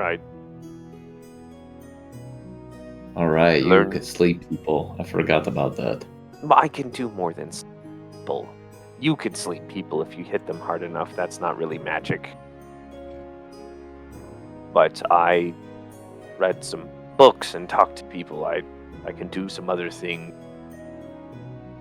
You'd be surprised what the Duke had available for me to study. I learned so many new words. It was incredible. Fortunately, most of them were about the death of our world, but, some nice things here. Flowers, yeah. And you don't think that dog would accept you in your current state? Am I worthy, Thor? Look at me. Are And you? he'll give him, the baggy eyes, disheveled, like, am I, Thor? You've known me for as long as we've been together. Do you even accept me? Am I worthy? He'll just kind of break down a little bit on that one. Oh, JD, don't. Oh, no. Okay. No.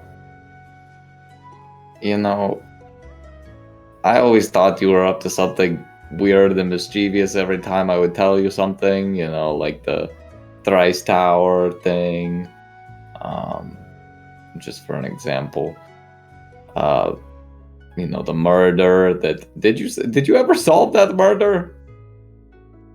Did you ever take care of that? But we put a palisade around the town, so it's... Is that a no? No, I don't know who... You were probably right. Okay? I'm sure you'll... Yeah, well...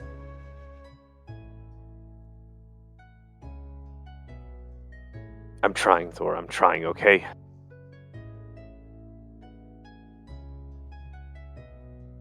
And now Marie's dead, everything. We have to save it, Thor. We have to. I know. I'm very aware of the current situation. But I don't think that you can always look at your past and predict your future. You seem to be changing. So why can't somebody accept you with your changes? I think it's more about if you accept yourself. Well, that I don't know that I can help you with.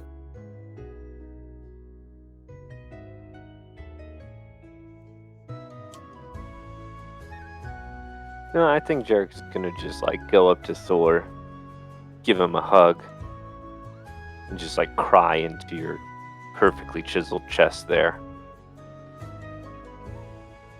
Just gonna kind of stand there and I'll just...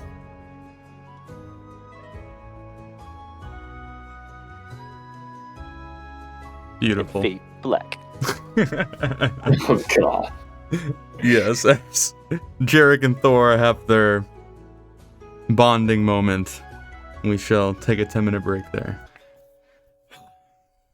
So as the Golden Hearts find their way to sleep, Thor and Jarek having their moment as they come back together as companions. The night goes by rather uneventful. There's the occasional shout or cry with the commotion, the residual commotion from the events of that day finally winding down. There would still be that slightly uneasy feeling, even as you're tucked in bed with these nice blankets and sheets and the comfortable pillows surrounding you. The whole city still seems to be full of this nervousness, this strange energy that just kind of tingles the back of your mind, makes goosebumps appear on your skin, makes you feel as if someone is watching you no matter what. But the night does pass, you all do get the long rest that you oh so desire. And in the morning, the normal ritual you would know of waking up in the castle where, servants are bringing you things, food is prepared, everyone's kind of accommodated, is distinctly lacking this morning for obvious reasons. So you were all kind of left to wake up at your own time, go about your day at your own time. There's no one shuffling around. There isn't that normal commotion that is caused by the service of the castle kind of preparing the day for everybody. So, however you all choose to now approach December 11th. That's one way of doing it. Wrong button. You got Classic rogue. So I would get up in the morning and I'd like to head towards the kitchens to see if I could see if the old chef is still there. Okay. So as you move from your room down to the kitchens, again, there isn't the normal hustle and bustle. There aren't servants moving around with trays and platters of the normal breakfast food that's usually provided. But you do hear commotion going on. It does appear that there's something going on in the kitchen as you kind of wind down the service hallways to it and feel the heat of the morning oven kind of hitting your face, and you turn the corner. You would see the diligent, semi-grizzled half-orc chef, Lou Grain, slaving away at the various countertops of the kitchen in front of you. Good morning, Lugrain. You see him perk up, one of his ears kind of twisting in this odd angle. Clearly there had been some sort of kitchen incident before where a good chunk of it had been removed. But he shifts around, and you see this toothy grin appear on his face, one of the tusks kind of poking out, picking up his upper lip, as he holds his arms out wide, stains all over his shirt. My boy! And begins kind of moving, yeah. Give him a big hug. I'm sure getting flour and whatnot on me. But... yeah, you'd be getting a plethora of grease and splotch and cooking residue kind of on you as he hugs you and embraces you rather warmly. I haven't had a proper meal in years, so I decided that I would come back to visit you, old friend. Kind of grabs you by the shoulders and pushes you at arm's length, kind of looks you up and down. Well, clearly, look at you, lad. Look at you. The last week I've been cooking for the king non-stop. I have been slamming the finest delicacies through this kitchen. I am ready, I am prepped. I can get you whatever you need. You remember what I always ate, don't you? Those strange grilled cheese sandwiches you were always going on about. Precisely. My boy, if you sit down and tell me about your life, and I shall rustle up the most exquisite cheese bread this side of the Hunter's Ridge. Can you make sure it's nice and crispy like you're... well, you're the expert. Slightly black on the edges. The best part. The burnt ends. No, just looking for a bit of something familiar. I came back for a funeral and then things got worse. How are you doing, old friend? Oh, it's a shame, but every lord's got to eat. There'll be another one here soon, and he'll want my food just as much as the last. Probably more. Probably. Duke Braun was not much of a consumer of food, if you saw him near the end. Quite a shame. So many wheels put to waste, just stacked up next to him, withered away. It appears that my stay will be short, and I was hoping that if you had any sort of leftovers, we could take on the road with us. Why settle for leftovers? I have everything at my disposal. You don't need to go through it. You're very busy. The leftovers of Blue Grain are fit for a king. Quite literally. I always enjoyed your style, Decker. So is there a missus? The kitchen is my missus, you know. You really should settle down. I'll settle down when I have crafted the most perfect dish this world has ever seen, and I fear that day is not soon to come. Well, have you learned of anything new since I've left? There's this particular herb that grows in the high ridges of the Serbat Mountains. I had some shipped in by a folkman not too long ago, and if you crush it under basalt stone, the holes in that stone allow the herb to aerate as you're crushing it. And he goes on this long tangent of this particular herb and the kind of flavor you can pull from it in this old tribe up in the mountains and yeah, he just keeps going. Well, I didn't mean to impose, but I really wasn't supposed to be here today. The 11th of December is actually my birthday. So, any chance you could whip up a You know, the mincemeat pies always were my favorite. Of course. You have to forgive me. I just want to have something to enjoy later on tonight, with company or without, but it just wouldn't be a proper birthday without one of your pastries. One of my special memories, really. If you give me the morning, I shall have it prepped, and by noon you'll be ready to celebrate this joyous day. The morning is not mine to give you, but I'll come back later. Remember, if anybody asks, Lou Grain. Lou Grain. And then he would just start furiously going back to the kitchen.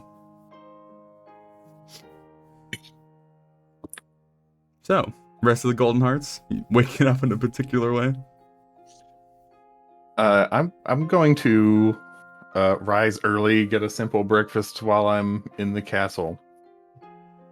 I'm going to go to the marketplace and buy another signal whistle.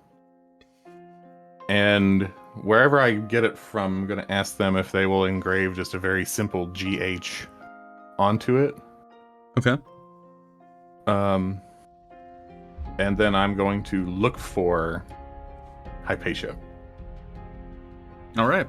Yeah, the first couple tasks, simple enough, kind of just easily done. Kind of going through your first instincts, you would easily find Hypatia kind of waiting around the sliver of the moon. Good morning. Leaned up against the door, was kind of watching you approach, but just out of the side of her eye, almost pretending not to acknowledge you until you're up and speaking to her, but turns her head to you, nods. Good morning.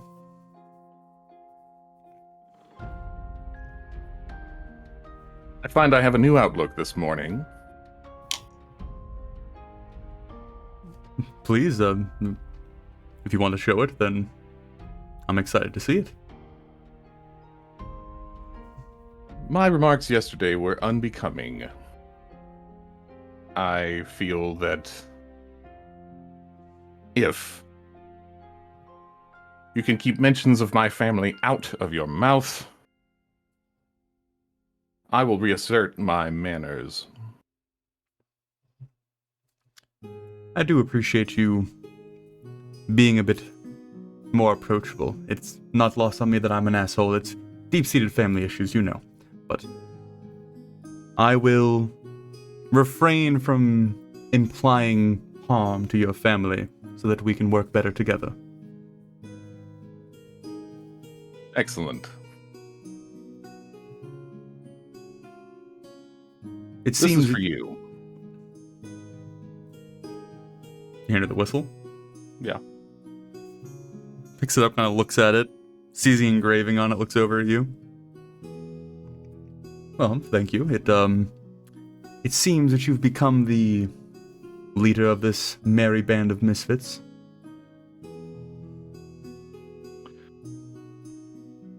And as such, one of the things that I like to do is to see to it that all in our traveling companionship have one of those. Well, I shall put it to use if I ever need some immediate assistance. But, Lord Athelvane, I would like to, since we are alone and egos can now be softened quite a bit, express that I have no ill intentions for you or your party. I simply need your assistance, as stated previously.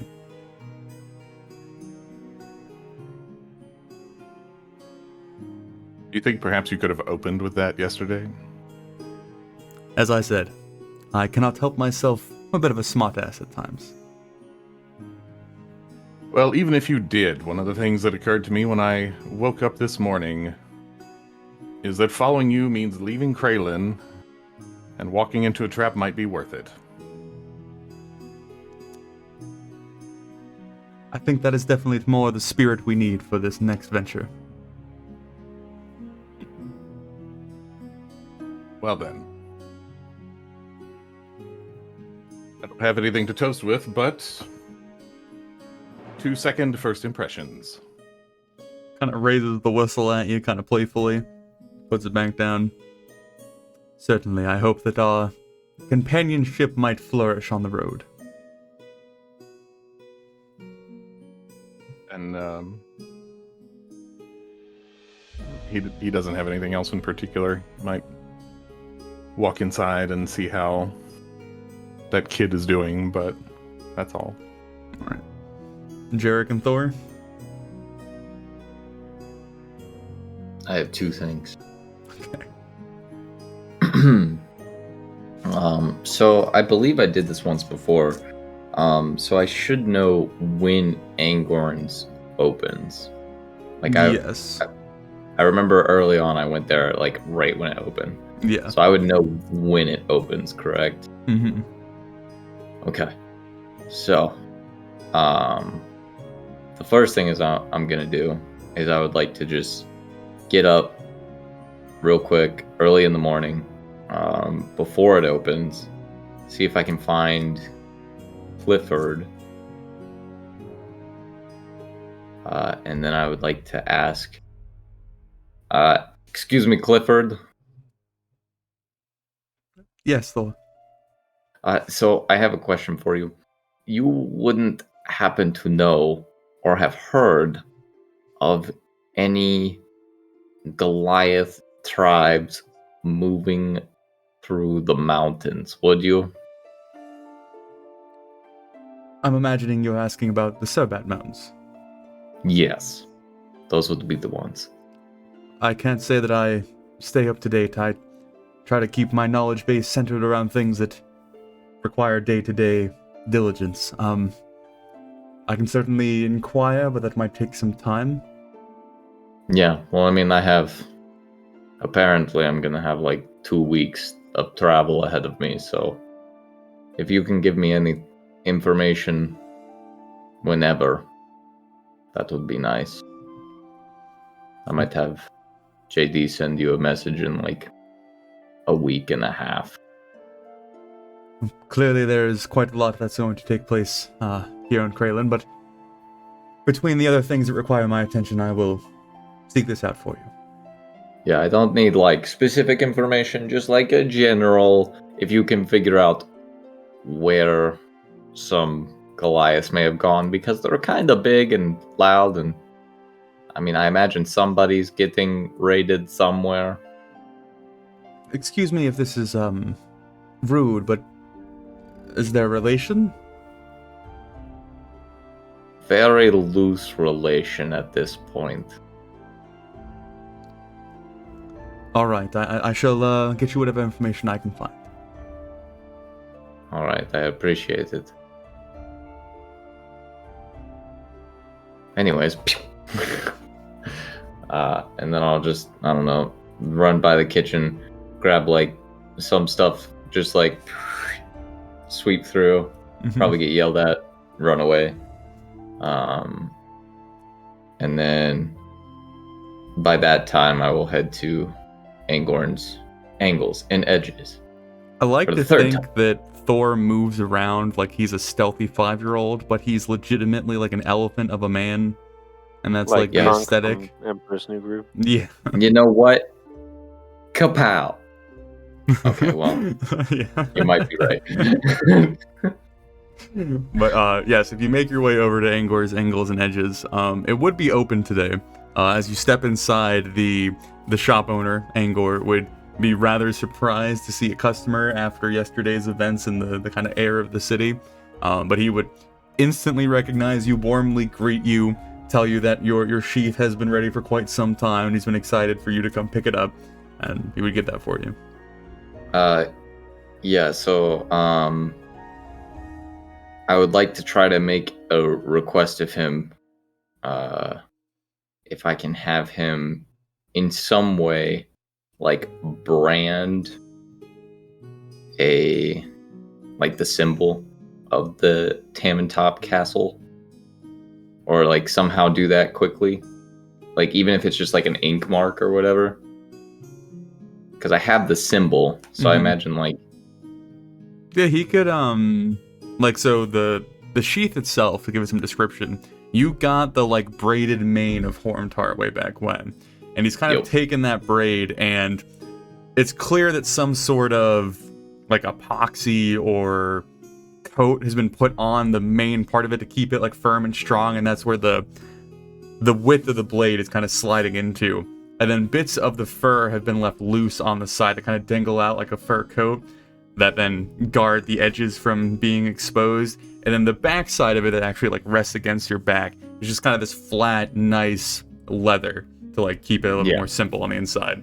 So he would suggest like putting some sort of painted symbol on that leather side, or you could even like stamp it with some like iron or something to kind of actually put an indent in the leather, if you preferred. Yeah. Okay. Yeah, like either whichever one he can do within like the allotted time that I have. Okay. Yeah, so he'll go ahead and like use certain different implements he has around his shop to not brand, but like burn an indentation of the symbol into that leather on the back. Word. And then I don't remember if I paid for that or not. You traded some stuff for it last time. Oh, So it's already paid for. Does the brand cost anything? Nah. Okay. Cool. Then I will apologize for how late it took me to get here. I've just been busy. And I will take it and I will put Shard's Edge in it. Very nice. I now have a sheath. And then back to the castle?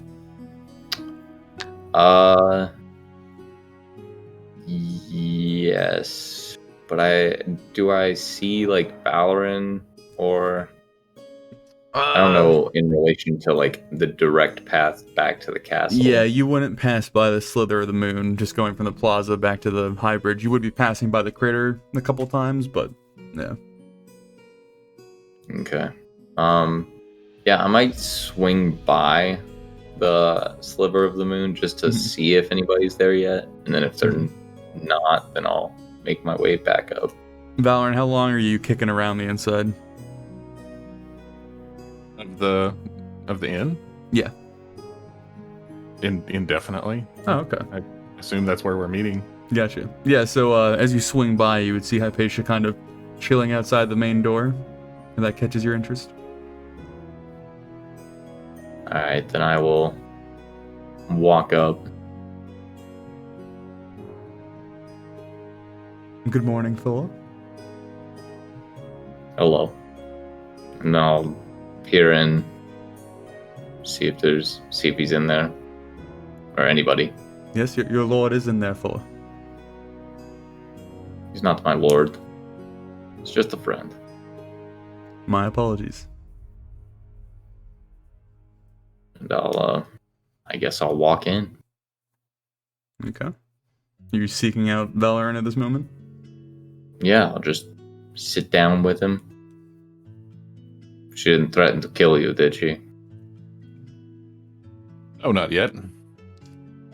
Okay. I think we've begun anew today, frankly. Oh, really? I'm making an attempt, at least. I don't know that I can.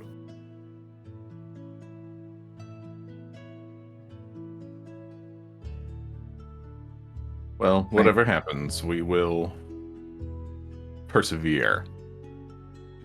Maybe I'll just be the skeptical one. I'll just say, always suspicious. Ever watching her every move. I wouldn't say I've given up my skepticism. Only my worry. Oh, I'm definitely worried. I'm pretty sure I'm gonna be attacked by Callie in the middle of the night. Probably die. But that'll be alright. I don't think that will be any of our fates. Insight. Valoran's working with Hypatia. The plot thickens. But, Sir Jarek, you were the last to stir? Or I guess the last to get through your stir? Oh, yeah. Jarek wouldn't have much to grab all his crap, head to the... Probably bother Clifford for a second, be like, hey, look, if anyone loses job after the new takeover. Send him over to Corel. We got you. We've got plenty of jobs over there that need done. Blah blah blah. Like a palisade. Yeah, manual labor is that economy is in shambles. Just kind of be, we got you there. And then just head over to the Sliver of the Moon. Go. And then Decker, I guess you're the last one to arrive whenever you choose to head that way. Yeah, once I was able to get a fresh sandwich, I would take it with me and stroll that way. I assume we'd all agreed on a meeting time. Yeah, that seems to have been agreed after the fact, yes. I was hoping there would be all the travel rations stuff with. Yeah, he'd give you, maybe not for the entire journey, but for a couple days at least to kind of carry with you. Okay, feed. Okay, yeah. Well, no, so I guess you would all converge on the Sliver of the Moon, whether or not you need to discuss anything or do anything.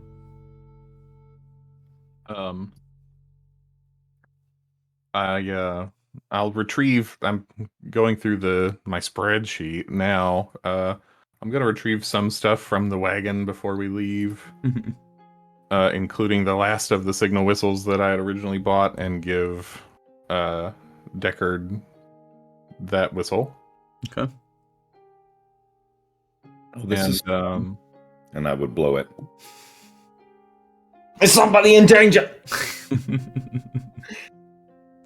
They work. Thank you. Oh, Yeah, that's it. Oh, Valorant. I know. Hack the sack of bits up there. Yeah, I seem to recall your horse truly liked these. Given that you can only expect danger,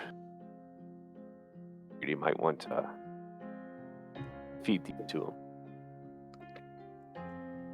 On his behalf, I accept.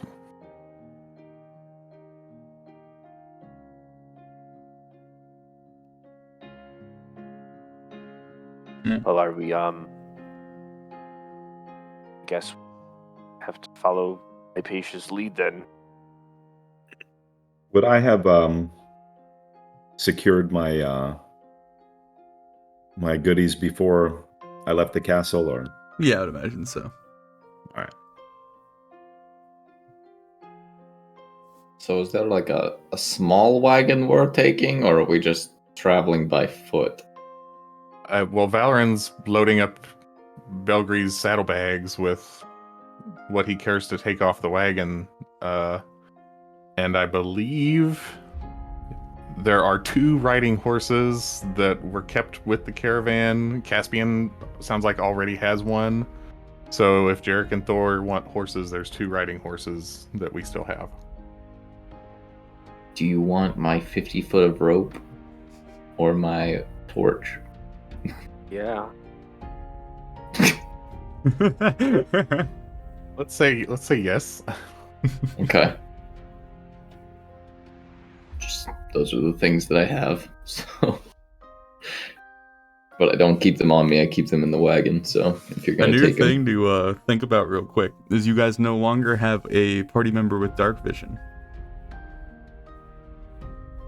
I'm sure that. Yeah, I've got torches and a lantern. That's 2 of the things I took off the wagon. got torches in a tinder box. I'm ready for anything. I have the pocket light. sign. Or that. Do you have the light spell anymore? No. No more light spell. The humanity. You know You what? lost all your utility. I can do other things. You can't even chat or anything anymore. That might be for the better. If we find a mage, you're going to learn exactly how useful I am. So as you all prepare for the journey to come, Hypatia gives you guys a little bit to figure things out, gather equipment, kind of prepare for the day. Sometime around 10 or so in the morning, she would eventually kind of come in herself after dealing with various things that she was working on and looking you all over. Well, are we all ready to depart?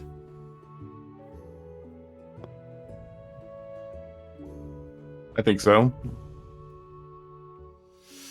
Well, I hope you're all ready for a slightly different adventuring pace than you're used to.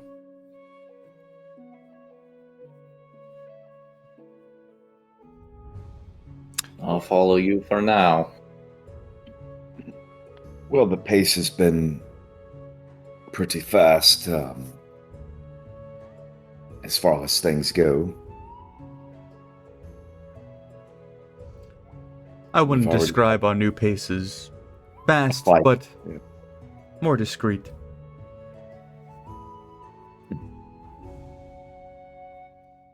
I guess we shall hop to it then.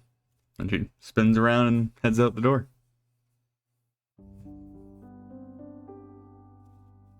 I guess we all saddle up, As wagon up.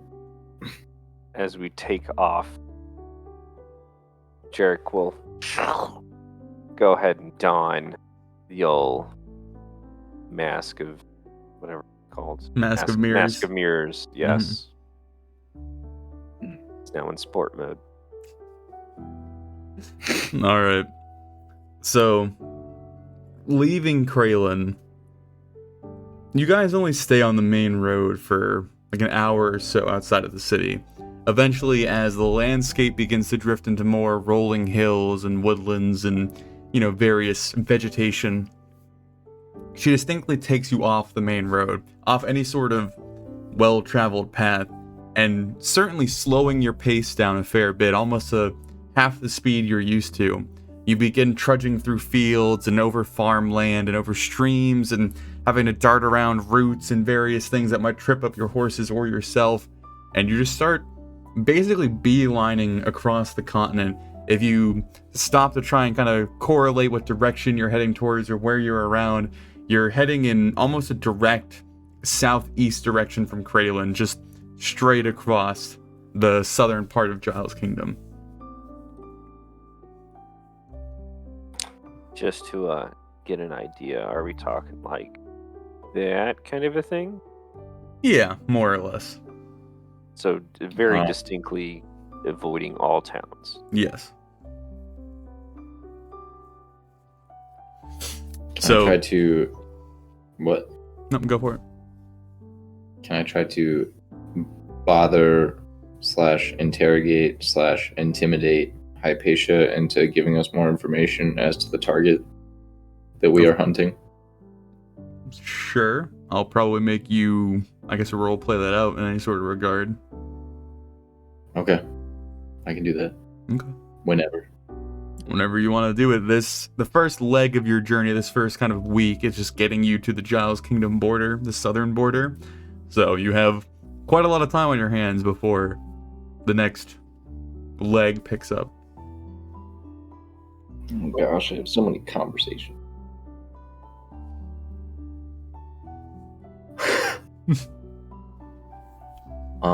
I think I would wait for that one until we get to the border, because then we start getting into bandit country. I guess in the meantime, while we're rolling along riding our horses, I'll start to interrogate Jarek a little more about his past months. And I will roleplay it out. Set a scene for me. You're riding, you're set up for the night. Where are you at? We're riding alongside each other. Just kind of following the path that I assume Valorant is probably ahead of us, and then Hypatia is leading. Yeah. And I'll throw out that you all are close enough that if you aren't whispering, everyone's kind of within earshot. And also, before this, I just need to say that as we're riding along, I'll just keep Aurora circling above us, and just let me know if there's anything that she sees that's interesting. All right.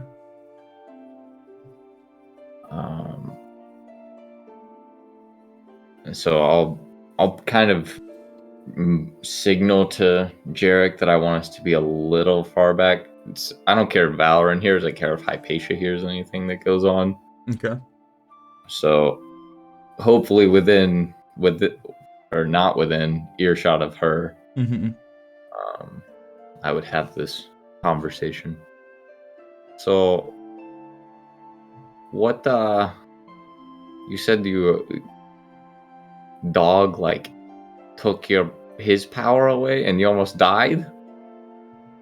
Well, yeah. I mean, if you recall, we were not in a great place when I made my pact with him. As I recall, I seemed shocked and beaten brutally right around that time. That's what it certainly felt like. And so when he withdrew, fairly, he returned me to that point. Yeah. So. And you didn't think to like message any of us? Like Rolly, a cleric, a healer. You didn't think to message me? But I'm pretty sure I was gonna die within a couple of hours, and I don't think anyone that I know can fly that fast. I guess that's true. Yeah, you were pretty beaten up, now that I remember. Well, I mean, just Thor. It was a very humbling experience, and there was a lot of shame. Dog said quite a few things in that moment that took a lot out of it, physically and emotionally. And did he give you like visions, or did he like come down and talk to you? I don't know how like high people, like, religious people, I don't know how they talk to their gods or whatever. Well, for him, he would just kind of suck my mind to a void and then ridicule me a bunch about how I suck, everything. But that, whatever. No, he did give me a little information, reminded me more than anything, of what I could expect coming. Nothing new, per se, but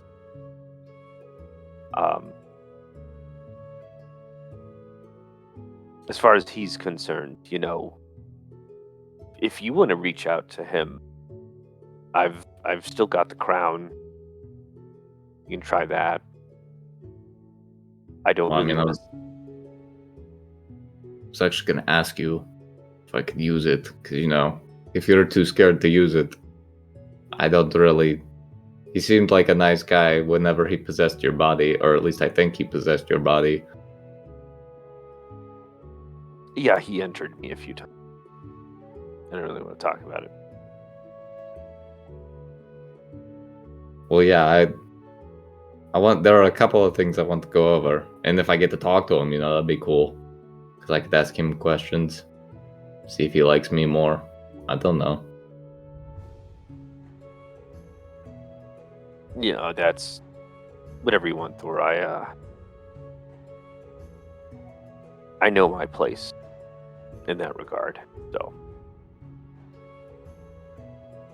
You don't think he'd forgive you somewhere along the way?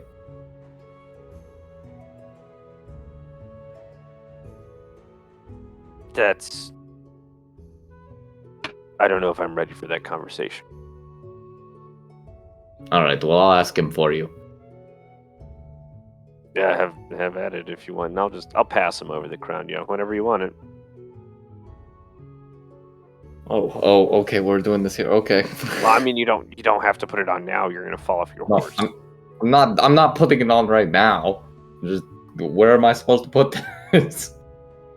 In your saddlebag? You have saddlebags? I don't know. I assume there would be some on the horse. You should have a backpack as well. Oh, right. Yeah, sure. That.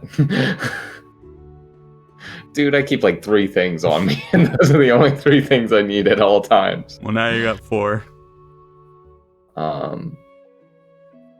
Okay.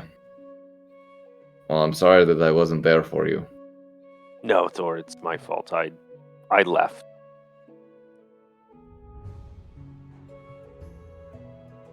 Hey, I but walked away. I still saved you in the end, right? You know, when you were being beaten to death by ghouls or undead townspeople. Yeah, you did.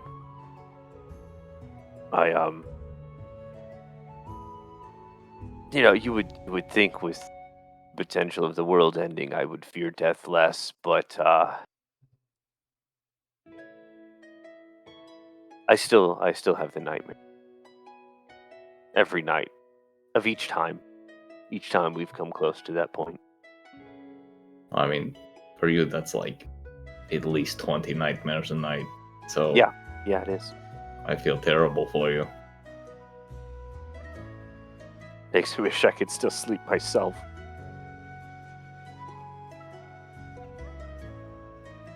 But how are you, Thor? How was your time? Oh, all right. I did things. Well, I met my dad. That was pretty cool. He was alive. Yeah, he was alive and doing all right. Kind of. Can't walk very well, but he's alive. After being with the Goliath woman, I would assume. JD, I still have a very giant sword that I can kill you with, so if you would like another nightmare to deal with. Well, I'm sorry, Thor. You are a small Goliath, and your mother, I can only assume, was larger than. You're really asking for a nightmare. You're so I- lucky that I like you. I saw him, if I'm not mistaken. Mm-hmm. Nathan, yeah, I saw the guy. Like he wasn't even that bigger than me, so it's like Yeah, I get. Okay, anyways, I met him, and we had some interesting revelations. So you know Buffy, right? By the way, is Buffy anywhere near us? After about 2 or 3 days of travel, so you can decide kind of when this conversation is taking place, Buffy would eventually move with the group. Okay. I mean, it doesn't really matter for this conversation. So allegedly, Buffy is the same bear that apparently almost killed my dad 20 years ago. And my mom killed Buffy and saved my dad. And then, you know, some healing happened, is what I was told, in a cave. And then Buffy is still here now. So he was like super afraid of Buffy. So he didn't really kill Buffy. I mean, apparently, my mom killed Buffy. Then is it a zombie? I have no idea. I mean, I've been trying to figure that out for 2 months. Do you want me to dispel it? Because, like, a zombie is kind of a problem. No, Buffy's fine. Buffy's not a bad undead bear.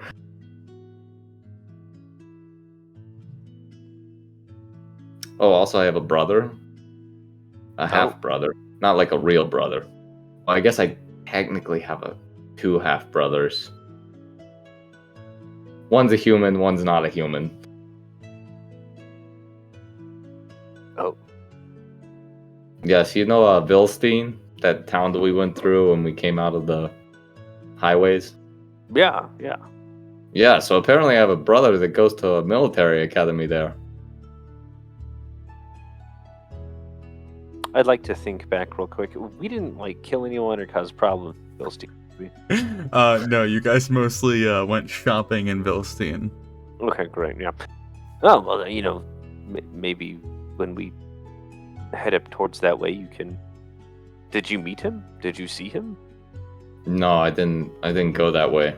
I kind of went to the Queen's Coast, and then I went back to see Valorant. Said, "Hey, what's up? This is what I'm about to do. I found my dad, or I think I found my dad."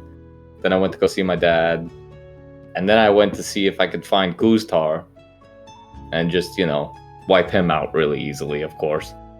I mean, you're at Shard's Edge now, so. Yeah, absolutely. And then, fun fact, Guztar is nowhere to be found.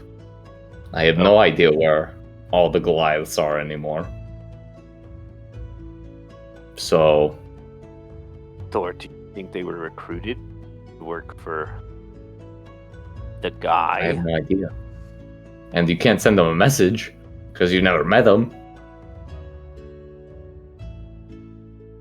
Yeah, I'm not familiar with him. Yeah. So I asked Clifford if he could send some feelers out.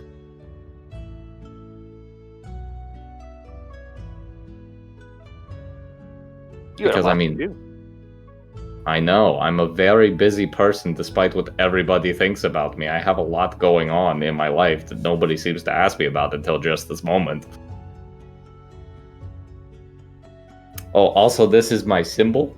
And I'll show him it's just a bear claw. And I don't know if he got the color in there, but I think it's on a yellow field, right? Yeah, he wouldn't have gotten the color on there, but you could certainly explain that. Yeah. But I'll show him the bear claw. So that's my dad's symbol. He's actually like a lord, so that kind of makes me like royalty. The Baron. He's a baron. Wait. Your dad was mauled by a bear. Yup. The symbol's a bear claw. Yup. And his title is Baron. Yeah. What's your point? I just seems on the nose. Okay. All right. I'm happy for you, Thor. Yeah. But he's like apparently super smart when it comes to like battle strategy, and he like invented this whole game that involves like, moving pieces around on the board. I don't remember what he called it. But we played that a lot, so I learned some things about battle strategy. Pretty famous, apparently. Does Valorant know him? Yeah. If I remember correctly, Valorant knew a little bit about him.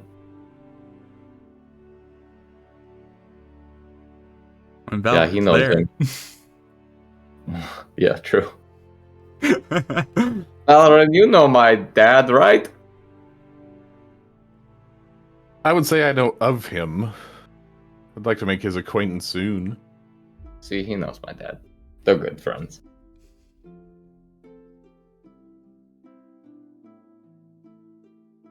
But yeah, that's pretty much what I did. And then I helped Valorant try to track down, the other Doradan piece.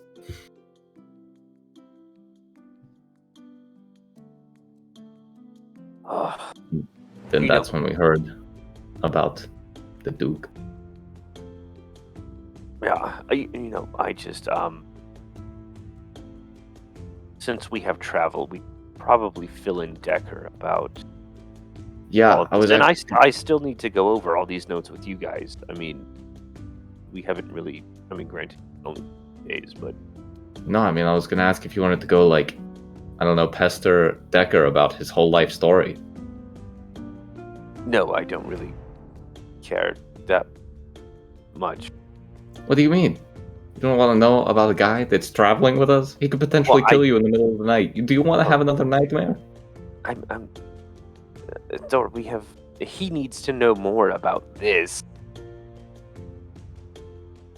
Right now. JD, why don't you just ask people questions about themselves? Develop relationships. like you just did with me. Well, no, Thor, that's what we have is special. And Valorant, we've been through some. I don't know that you have a connection with Valorant. I'm gonna be real honest with you. Just look at Valorant and be like, no response. Yeah, okay.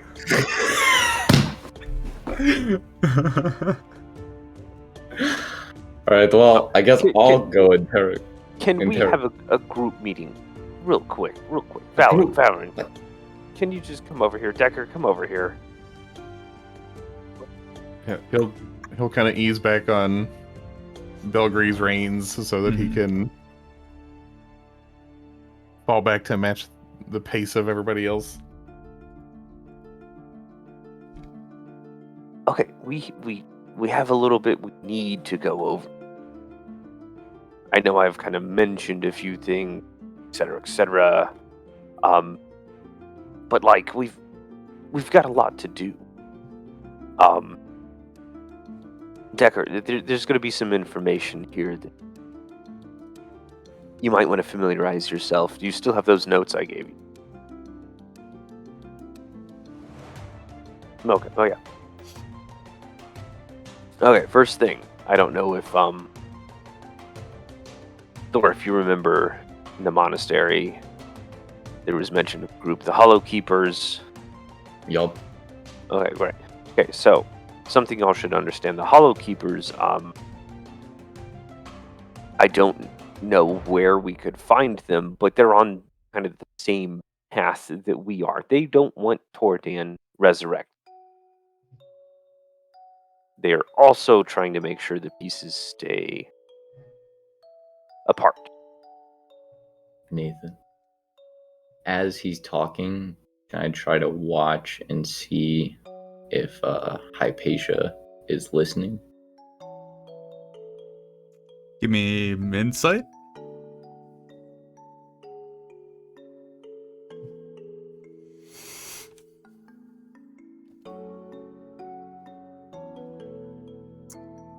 She's not showing any sign of listening. She's certainly a fair enough distance away that you would assume she's out of earshot. Okay. I'll just keep my eyes on her and just like watch for any twitches, like any little ooh. Gotcha. Yep. Okay. Continue. So if we happen to bump into any of them, it's a good thing. Potentially. They might have information. We might be able to, kind of, our paths may align. There's a group up in the Pruitt Empire we might need to speak with at some point. The Chevlars? Okay, good. The Chevlar's Chosen is what they're called. Okay, the Chevlar's Chosen. There's a bunch of history from the Great Entrance about that, but they're another group we might find some comradeship with. And then I'd like to go over, I guess, various pieces, one being in the swamp, one being folk, one being south. I'd relay the information that Tordan was just a chill guy, and then he talked to the Dragon of Time, and then went berserk and was like, screw this, I saw the end of the world, or, the future of Asmiliath. I'm just going to go ahead and end it now. That's the very condensed version. I don't have my notepad in front of me, so I don't remember everything. Long story short, there is just a few different people that we will need to talk to if we can. I'll catch up with you guys later on. But basically, Jarek would just go over... You want some gaps filled in there, sir? That would be great. I don't know where I put that thing. So, Jarek, in his time away, spent a fair amount of his time with the academics working under Duke Braun that were digging into Torridan and any sort of rumors or hints or information that they could be, dug up on that particular person or event. The touchstones that Jarek was bouncing around on, the story thus far that they could piece together as far as Torridan is concerned, a long time ago, before the Great Entrance, before kind of recent history, it was understood that he was more or less kind of the ferryman between this realm and where your souls go after you pass. He guided them and put them in place and made sure none of them were kind of left astray. At some point along that journey, along that line, he conversed, blackmailed, revealed, tricked, whatever event took place.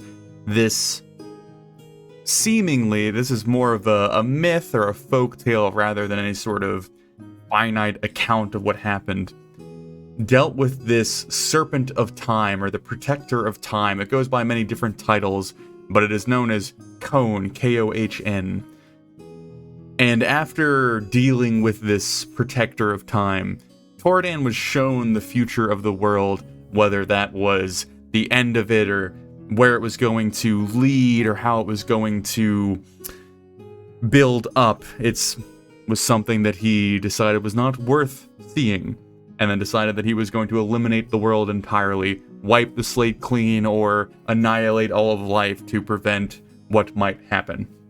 That was when the first Great Entrance took place, and the monsters attempted to pour out of the breach, and there was an attempted cleansing of Asmiliath. Now, after he was subdued, which it's pretty understood after a lot of digging, that Torridan wasn't killed, he wasn't destroyed, he was contained. And after being contained, the measures to keep him that way were separating his body and scattering them as far as they could. That was the main intent of the Hollow Keepers. They took up the call that Torridan was going to come back one day. There was no way to prevent it. There was no way to stop it. Somehow this body was going to bring itself back into one piece. So they dedicated their lives to separating them, to hiding them, to protecting them, whatever they could do to keep them as far apart as possible. Eventually, the Hollow Keepers were lost to time. Less people believed in them, less people fought for them and, helped them. And eventually the dwindling numbers of their order kind of just faded into dust. So now it's more or less understood or believed that they just don't exist anymore. The vague remnants of their order kind of cropping up, the monastery being one of them that the party discovered quite some time ago. And then as far as the Torridan pieces that you know about, that Jarek was kind of mentioning, there is a lot of evidence pointing towards one being the swamps of the Republic of Liamis, potentially guarded by a dragon that is, again, more of a myth than any sort of factual, understood knowledge. He goes by the name Ziggurat of the Night, which, Dicker, if you did any sort of attempt on digging in or learning about or trying to recall information on, he is kind of like the boogeyman of the swamp. It's a tale that those strange people in that strange land tell their children to behave, to keep unwanted visitors out of their domain. It is very much used as this kind of like spiritual mythical club to make sure the swamps seem even more dangerous and potentially less desirable. So you would kind of understand some vague strings surrounding that. And then, of course, there was the part that was given to the Knights of the West that Valorant dug into, and Jarek has kind of learned a little bit more about, but that's mostly up to digging into that on the folk side. There is the one that was understood lost in the general region of Aether that was attacked on its way back to the Vault, which has kind of been left alone. No more of like facts or tidbits have cropped up on that regard. And then, of course, up in the Prude Empire, there is the Chevlar's Chosen, which is the order that was spawned by Chevlar III, the actual man who prevented Torridan's goal in destroying the world. So that was a little bit of an info dump, but that's more or less the rundown of what Jarek had to kind of offer the group in this well-orated and condensed story. Thank you so much.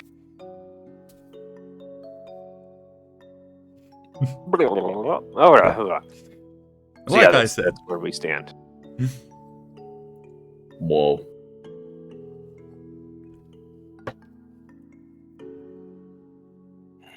You know, something does occur to me. If we happen to pass by that old, the stronghold up where we killed Uztar. No, wrong one. Hormtar. That place had a vault. Yeah, but we couldn't get into it. Yeah, well, that's. I'm And just also- making note of that. Also, it got retaken over by our people. So to break into the vault, we'd be committing an illegal act, I feel like.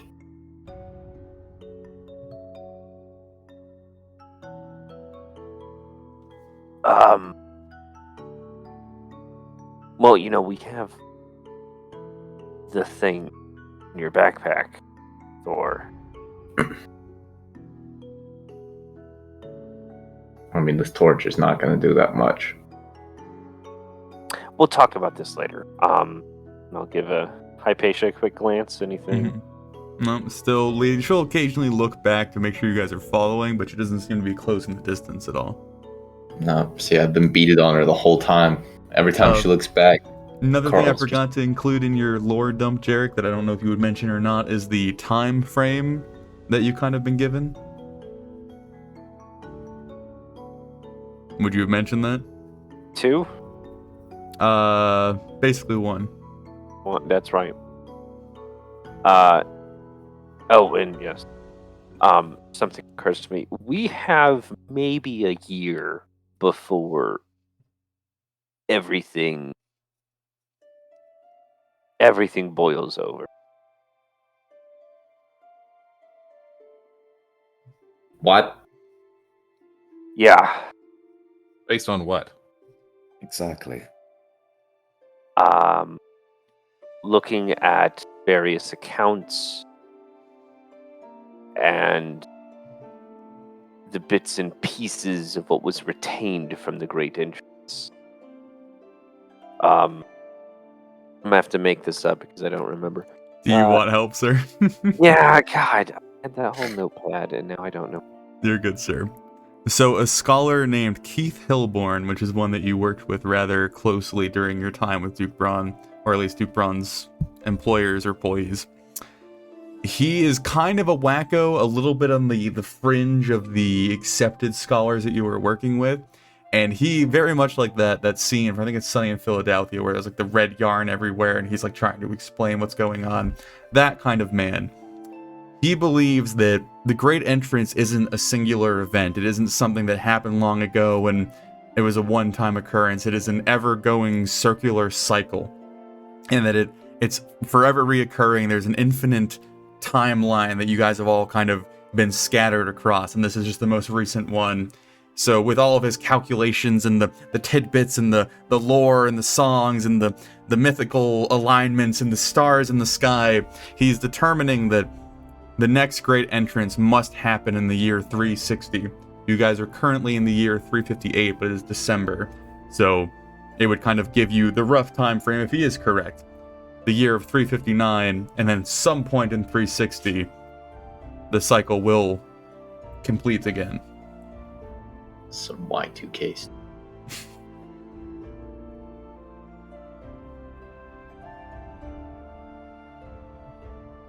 Yes, as Jarek is explaining all that out. I'm so ashamed. So, how confident is he? Are you? How confident are we? Well, Thor, how sometimes come up crazy ideas turn out to be true. Yeah, it's like my specialty. Yeah, well, it kind of gives me a gut feeling, and so does he. And I after dealing with you, I've come to trust that gut.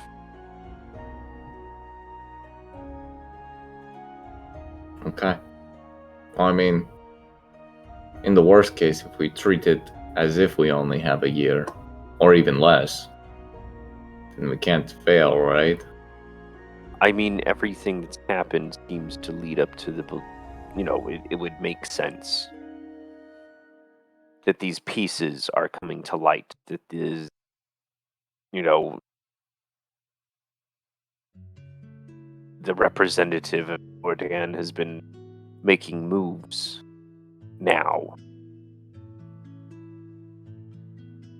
as if he is a herald of what is to come. And apparently he has multiple bodies, so who knows how much he's getting into. I have another crazy idea, but I'm gonna think about it more before I tell you.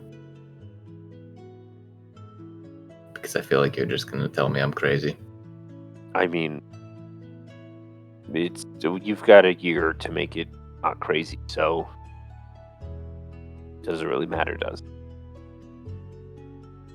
I'll wait, and I'll just stare at Hypatia. Because I don't trust anything. Decker or Valorant, do you have anything to add during this lengthy explanation? No, Valorant just takes it all in. Yeah, I would be listening and trying not to. Doze off? No, just say anything that would be, without thinking about it. Okay. Well, anything else there, sirs? Yeah, Okay. it's time for the interrogation of Derek Caspian. Derek? Isn't that his name? Decker.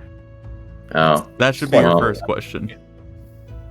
I blame Rob because his thing says Derek. Anyways. So I will, I guess, alone huddle back to Decker. And I will just kind of look at the owl that seems to hover above us all the time. Like a kind of vague silhouette high up in the sky that just kind of circles you almost endlessly. Occasionally it would drop down and kind of deal with Decker occasionally. Then in the night it kind of more or less function by them near each other and then back up to the same routine for traveling. In this conversation, I'm not having his hush. I don't. It doesn't really matter that much to me. It's not life shattering.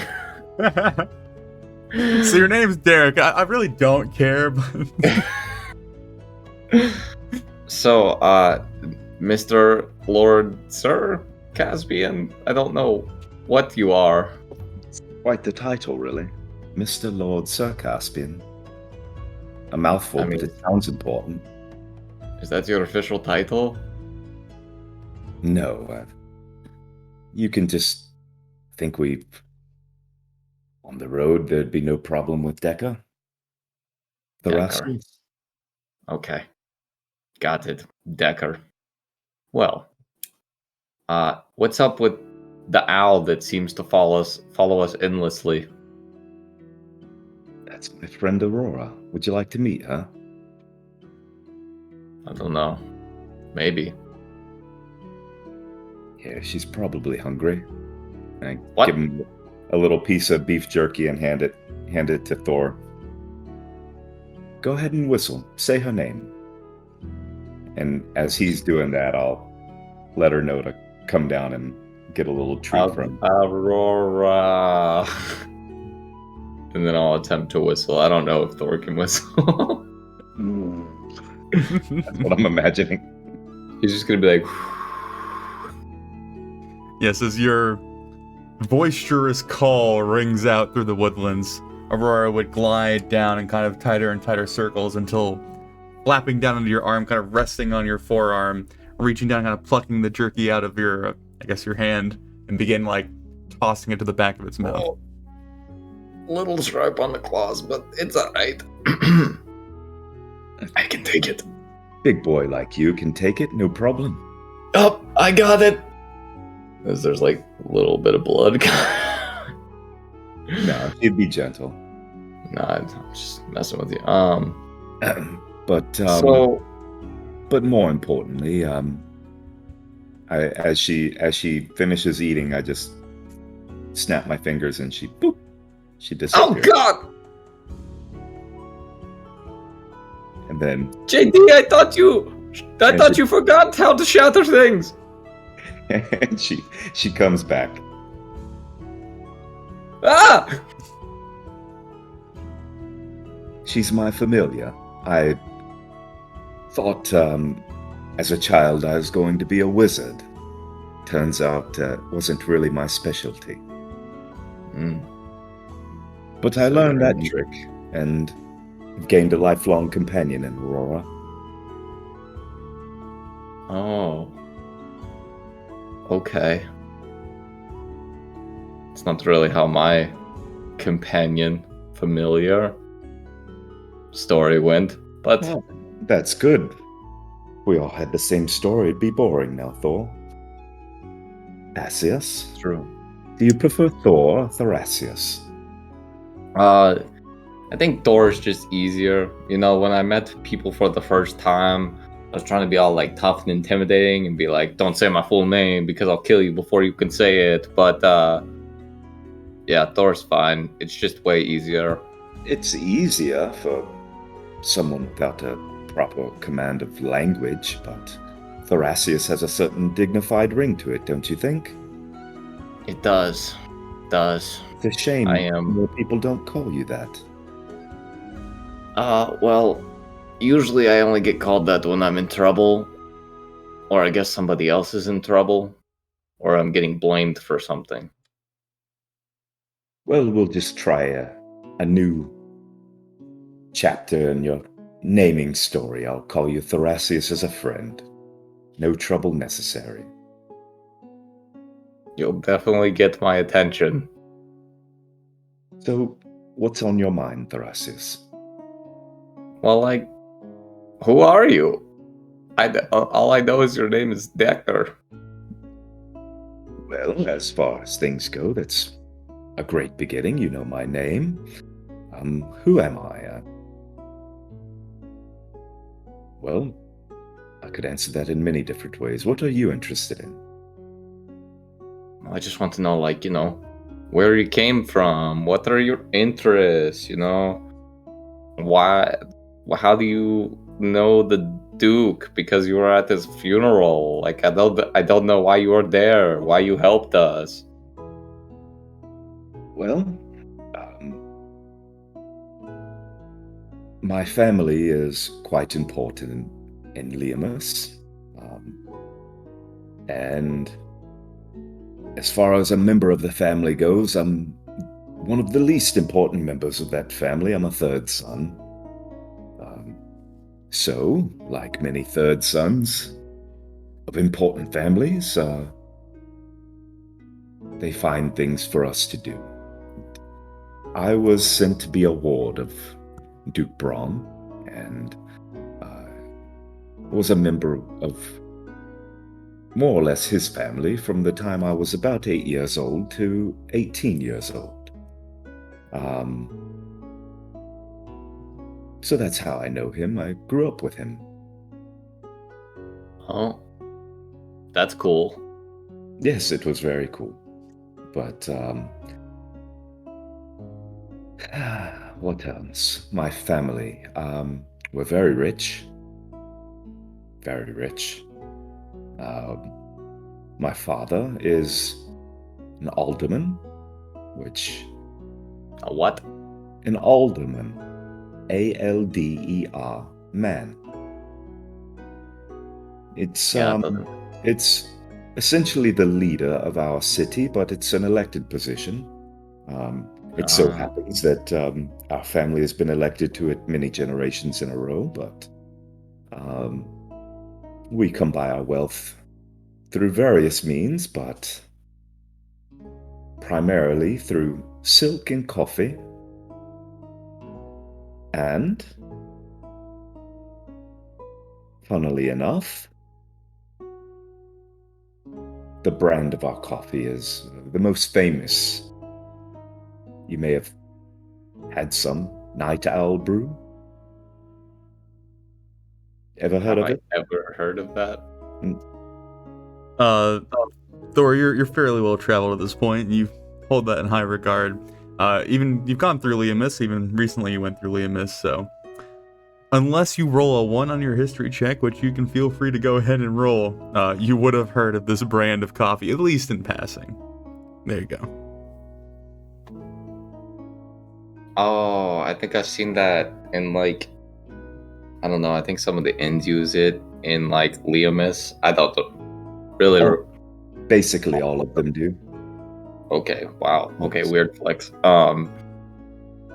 You work with what you have, Thor. You know, if your family has a lot of money,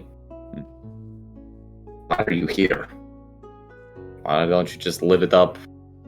Living the rich life. Isn't that what everybody wants? It's precisely what I'm doing, Thor. I'm living the life I want to. Oh. But, probably a more direct answer to your question is, upon returning home,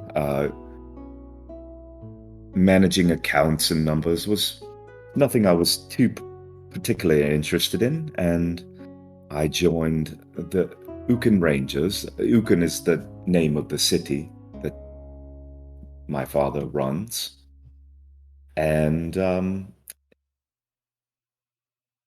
we track people down, criminals mostly, and bring them to justice. I was on assignment before I heard word of the funeral. So, in between the things that keep me happy and having fun, that is my job, if you want to give it such a title. So you're like supposed to be tracking down somebody right now? I passed on that responsibility to another ranger, but so right now I'm free, and I've decided that right now my interests lie in finding out who did this to Braun and giving him some measure of justice. What else would you like to know? Do you do like magic things like JD does, or like, well, you don't know Rolly, but like Rolly did, where he's like, I call upon the mother, and then he like shoots a giant beam out of his hand. Well, Thor, he's not a cleric. You don't know what he is, and I would look at Jarek, and I would not say anything, but I would point at him, and I would send a message to him and say, "Are you sure?" Oh. Okay. Well, I'm more curious about your friend up there.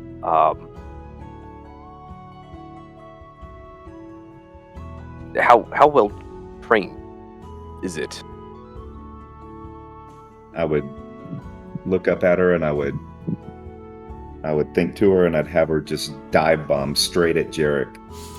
Just scream down as fast as she can, and then right before, just peel away. Jarek, you'd certainly witness this bird that's like idly gliding around in lazy circles. Almost as soon as the words leave your mouth, the wings fold into her body, and she becomes basically a bomb dropping through the sky towards you, this dot in the sky growing larger and larger. And right as you think there's absolutely no way for her to catch herself and shift her direction, her wings flap open wide. There's a small gust of wind that kind of washes across your face before she glides just above your head and then off into the distance again. You are really lucky he doesn't know Shatter anymore, because that owl would have been gone. No. I was more concerned if she can do scouting, but That works too. Yes, she can scout. I've managed to catch more than a few people hiding in bushes at night that thought they were safe. She has Oh. quite good vision at night. And is it like a barn owl size, or is it like a great owl size? It's probably about like 1.5 feet tall. It's not like an extremely large owl, but it's a significant sized creature. It's gray and white in appearance. It's very sleek and slender. Okay.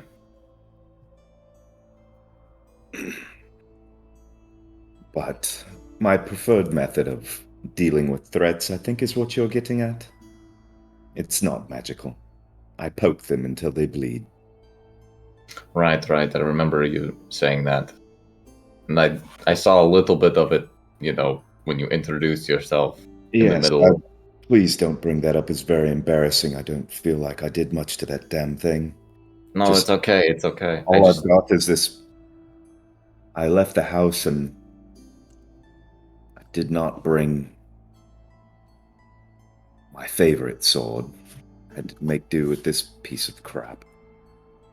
I show him just my regular rapier that of no import. Well, no, not my weapon to give. Sorry, can't help you. I was gonna say I know a guy who has a rapier that he never uses, but I gave it to him. I get your hint. Decker, if you need something that packs a little bit more of a punch, I'm happy to trade you swords. I don't use mine, or correct, Thor. I prefer to stay away from the action as much as possible. Well, it is my birthday today. What? What? It's December 11th. It's my birthday.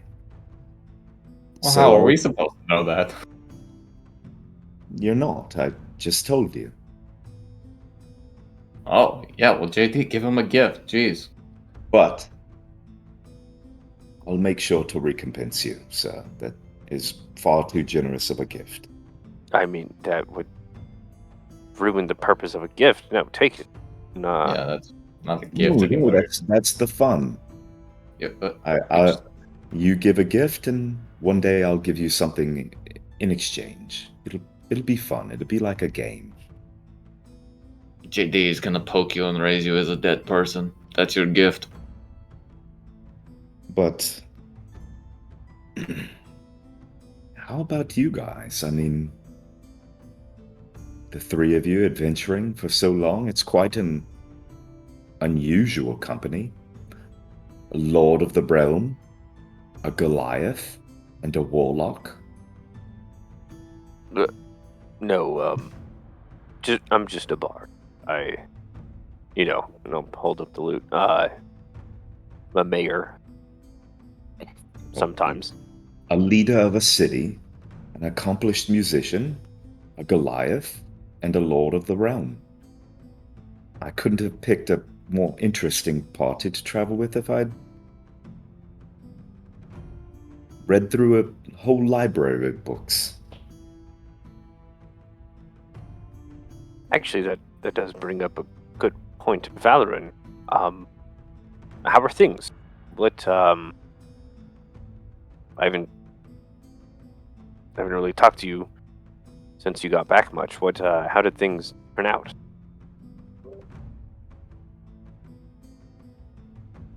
Well, not sure what to tell you. I was questioned about the events at Crow's Crest. It went well enough. At least as far as I can tell, I was... Hold on real quick. Would I have known of any of those events? Give me a history check. I'm gonna go with hesitantly no, but maybe if you're like a real sharp cracker right now.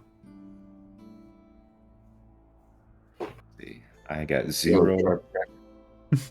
Go. Not sharp enough. Nah, I'd say it would not be in your wheelhouse currently.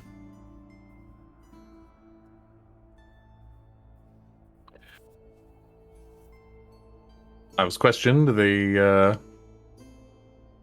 investigator seemed to be satisfied.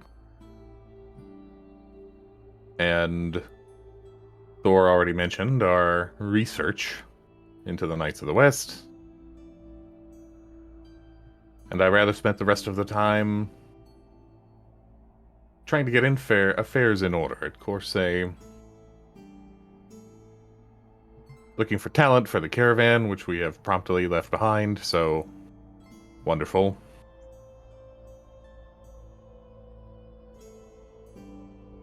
There you have it.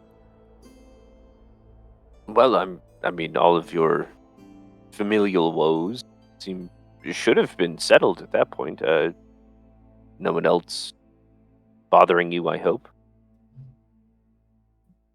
Not yet, but I'm waiting.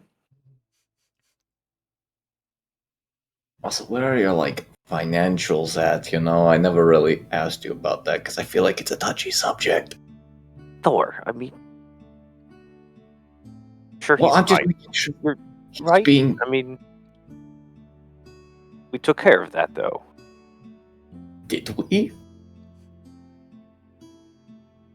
I think it's safe to say that the situation is improved, and I've decided that the days of being reactionary are behind me. The Athelvanes will actively seek the advancement of our state. I think that means he's still in debt. That means he's acting as a lord should. I didn't whisper to you.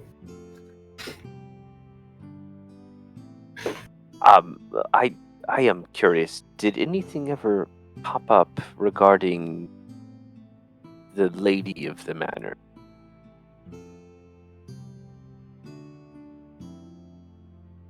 No?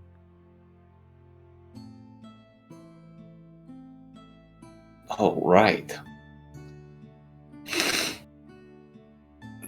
So, Lord Athelvane, I'm curious. What is that thing that you're carrying on your back? You'll have to be more specific. I'm referring to the glaive.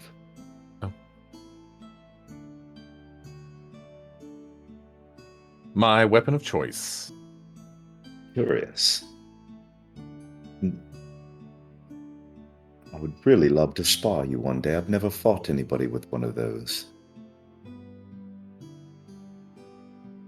I suppose it could be arranged if we're exceptionally bored one day. Well, 2 weeks on the road, plus God knows what else. I imagine exceptionally bored will be in our wheelhouse. We could have a tournament. Me and JD versus each other, Valorant and Decker, and then the winners of those battles fight each other. Thor. And when we're thoroughly exhausted, Hypatia can slit our throats. I'll still have enough energy, don't worry. Thor, you'll need to rest quite a while after I crush you. Jarek, speaking of Hypatia, was it just my imagination, or was there something there, you old dog?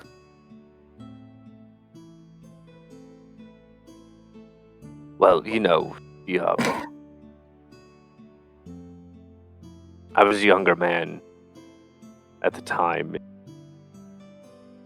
Yes, you were probably a year younger. Go on. Don't interrupt your elders. Jarek will get kind of far off look in his eye. Yes, well, it is rude to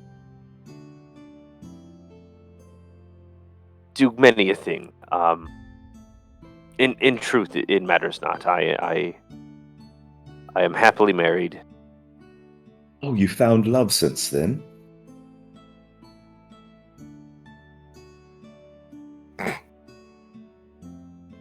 Well, I'm trying to think of the timeline on that one.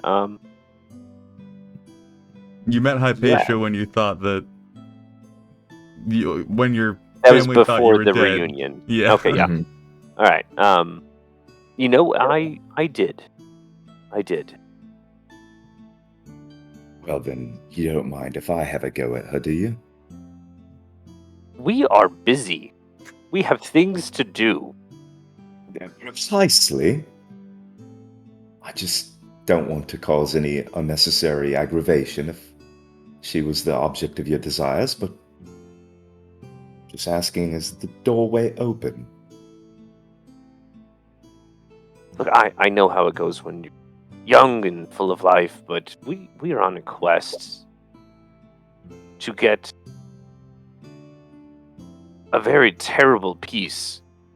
Yes, but we're on the road for 2 weeks. Or more. I just didn't want to I wanted to make sure I was not going to upset you.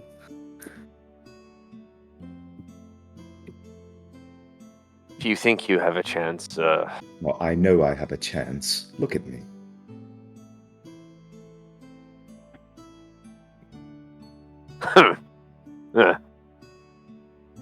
read your notes.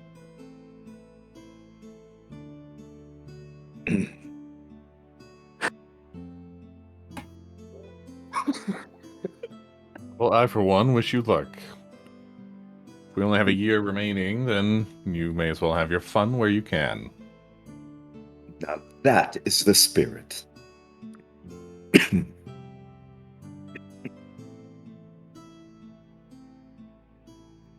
So unless there are any other conversations or notes to hit during this leg of travel, we can make our way to the border of Giles, if that is... Just real quick, before the end of my birthday, I would want to, at our next stop, one last thing. I had Chef Lugrain prepare my favorite dessert, and I'd like to share it with you for my birthday. It's mincemeat pie. It's absolutely delicious. It's not warm anymore, but Yeah, I can take care of that. really? I'm a I claimed told you he bard. does the magic. And yeah, I'll prestidigitate some warmth to the food. Split that up and give everyone a piece.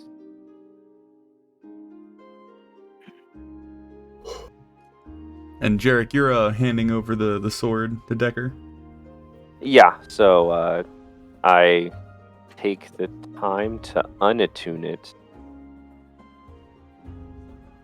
So as you take the time to separate yourself from this piece of equipment you've carried for some time, you swear you're making it up. It's like just on the fringe of your senses, but like off in the distance, way past any nearby tree that like something could be hidden behind. You just hear this very faint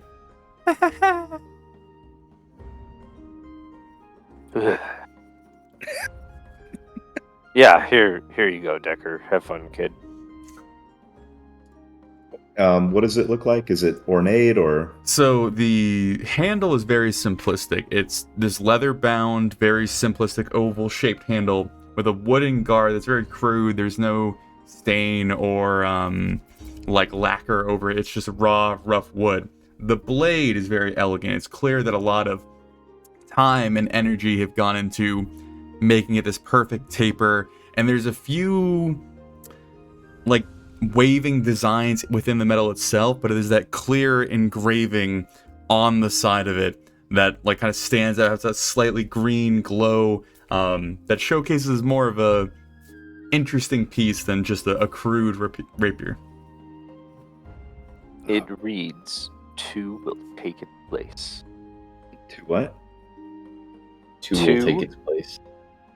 Oh, This is the double-headed Sam sword from quite a while ago. Yeah. Master You can, Disco, I'm sorry. This is This is more than a birthday gift. This is an incredible piece of craftsmanship. You sure you don't need it? I am not very good at avoiding getting stabbed as I try to stab. So yeah, I've pat his crossbow. I'm good. Well, here, and I'll give you. I'll trade with you. You have mine. But I'll tell you what. I'll make a deal with you. I'll stand in front of anything that's trying to stab you, and we'll see what we can do with it. We all try. Never works. He keeps going down. I don't know what to do with him. Well, if somebody protect, anyway, that's not the point. Just be aware. I would warn you. The engraving there. Whenever you're around certain types of magic, it will glow. And actually, once you kind of practice with it, you'll notice its magical property. You can actually raise a fallen foe. I would say it's well, I've never been able to utilize it myself, but You should I hope take it hunting for rabbits or something. well, It's a great it is idea. yours now. It is yours now. Enjoy. Thank you, Jarek. And you should be able to add that to your actual inventory. So, having these various conversations rolling by over the first week of travel, Buffy coming to linger with the party after a couple days, you go so long without seeing a structure or another human being or another cart passing you by that the close kinship of your traveling companions is quickly formed. It is so isolated and boring and repetitive to be trudging through the same countryside, the same woodlands, the same hill. Every time you feel like you've made progress, you're just right back to square one. Eventually, as the mountains to your left, the Hunter's Ridge mountains that raise up tall and you've dived into before when you're over at the Delirious Height Fort where you fought that guy, I can't remember his name, you eventually grow close enough to the base of the mountains that you reach the southern border of Giles, and you are in a place that there's a different understanding of how the world functions here. Aether, if you don't remember from before, is a land that is full of the exiles of more civilized people, as the world would put it. These half-beast, half-man races, rather it be a Leonin or a Loxodon or a Tabaxi, have found this place to form because the world was so terrified of beasts and monsters after the Great Entrance, and it has become a harsh, bitter, crude place where strength and power and intimidation is the thing that puts you on the highest totem pole. The kingdom or the territory or the loose collection of land named Aether is not under one banner. They don't work together or come together in any sort of formidable army or force to be reckoned with. It is this broken up tribal quilt that is only pieced together by the description that others have thrust upon them. And as you reach this land, it's already been long since you've seen a town or a structure or a home or a farmstead. But now it even appears that nature itself is becoming more wild around you. The forests more untamed, the vegetation thicker, the sky seemingly more cloudy and textured. The wilderness begins to creep in on you as you grow closer and closer, and it is very clear to you when you finally pass that border, this almost wave of, what's the word I'm looking for? Preparedness? Preparedness? That's a word. As you fear that behind every bush and tree and rock is some twisted form of humanity watching you, waiting. Predators that have been honing their skills amongst fighting their own are waiting for an opportunity to pounce on this new trail of meat coming into their territory. But I shall drop you guys over into Aether. Uh, A new map. We made it. So I will give you... Yes? Oh, I was gonna say, there's something I would like to do Okay. as we are in this area.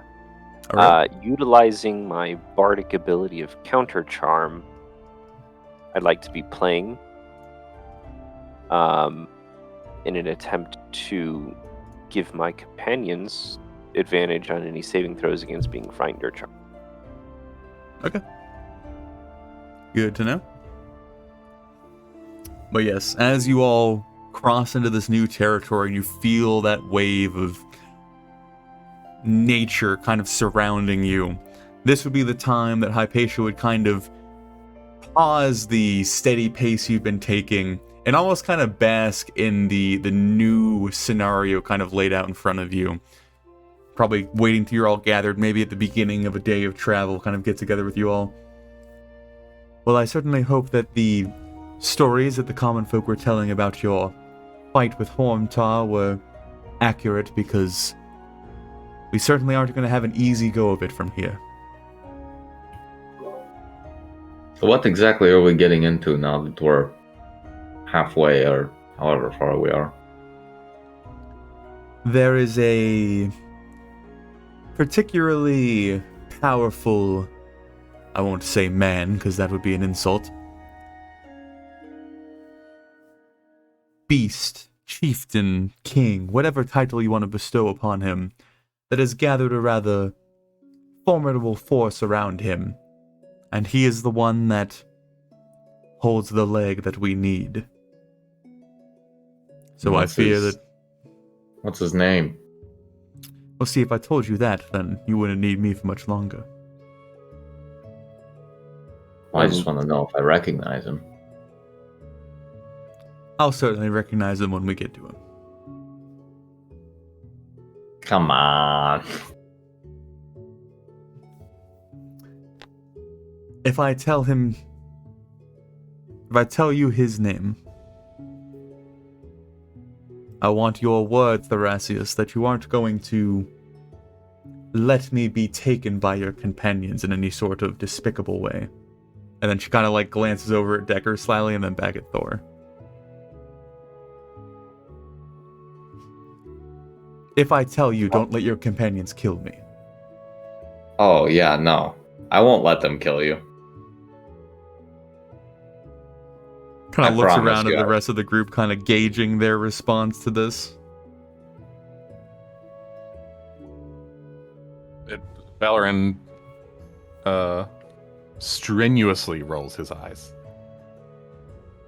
Yes, I'll probably not be the one trying to kill you. I wouldn't worry about me. I'll just look over at Valorant and just try to give him eye contact. It means I got this, don't worry. So she kind of takes all these responses in various ways and returns back to you, Thor. He goes by Chieftain Kadoto. He is a kobold warrior that has really made some, I guess, progress for himself.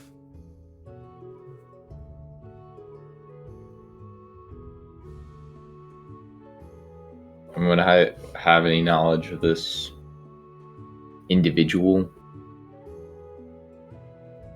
Jarek, give me a history check.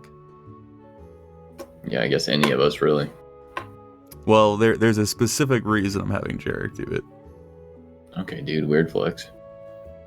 Solid. No. Burn one of those bad boys. Oh, Jesus Christ. Yeah, so it doesn't ring any bells with anybody. It would just be like any other title or name or warrior that you had heard of, potentially, maybe. Okay.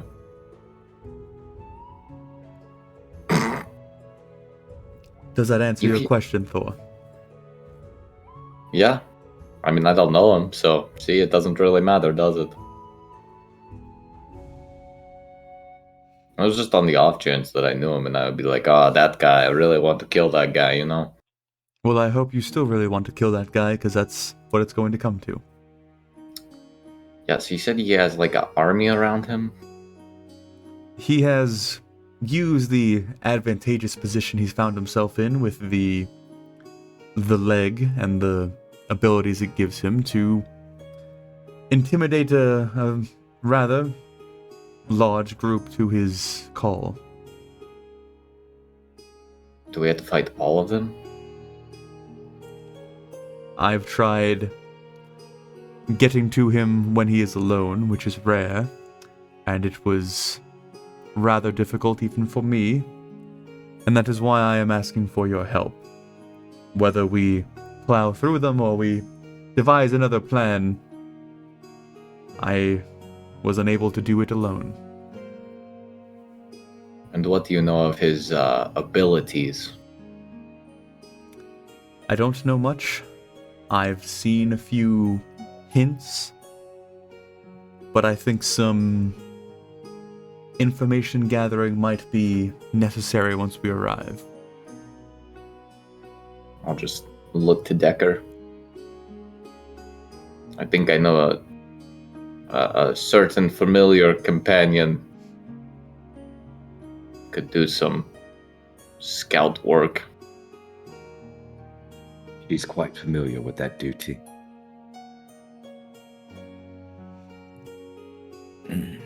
Well, I'd say that I'm rather competitive with the capabilities of an owl, but I guess we'll find out. You know, it's not a competition at this point. Call it more of a harmony. Two people working together for a common end. Well, hopefully we can keep that harmony going after we have dealt with this problem. Hopefully. Do I believe that she wants harmony? Do you want an insight checker, Thor? Yes! Okay. I'm the skeptical one here. Damn it! She seems wants very harmony. sincere. But kind of at least giving you some sort of warning before charging into this new territory. She kind of gives you all one last glance. Well, Golden Hearts, I guess, is the name you still go by. Are we ready to trudge on? Let's do it. I love the enthusiasm. Woohoo! Well, if we show too much enthusiasm, then you'll have no reason not to try to kill us. Lord Athelvain, I think you're finally getting the knack of being a smartass. It's quite preferable to being a dumbass. And that's what we have Jarek for. But Because far from a dumbass, in my opinion. He runs a city. She just looks over at Jarek with this wide smirk on her face. I And do I'll have you very know, well for he's myself. a quite accomplished bard. You can't be stupid and claim both of those titles. Mayor Disalive, I've had something to bring up to you for quite some time. I've misplaced a companion of mine a long time ago, and I heard rumors that he might be drifting around, and I think he went by the name of Armos. Have you seen him? Jarek is heartbroken after that, because all of his worst fears are now confirmed. You know, we're still seeking justice for his murder. Oh, he's not with us anymore. there are some who would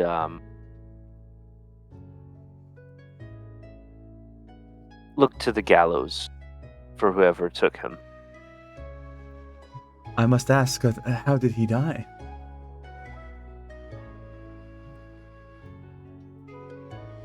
I would assume filled with fear.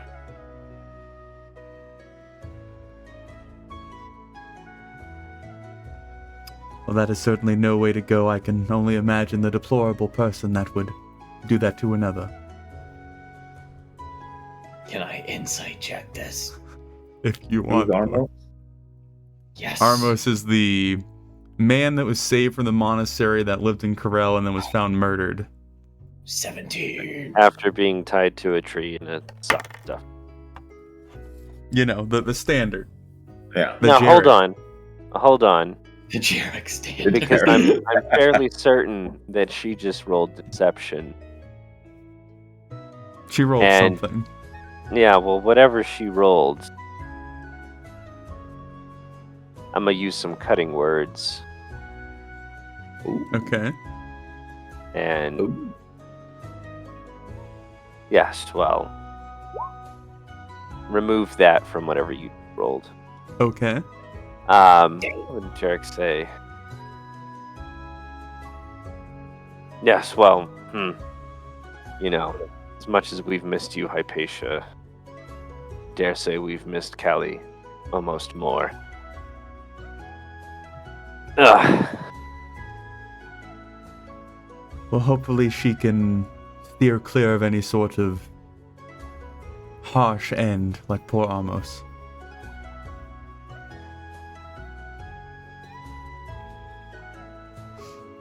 So Thor, insight allows you to kind of gain a vision into, I guess, their true intentions or their true meanings.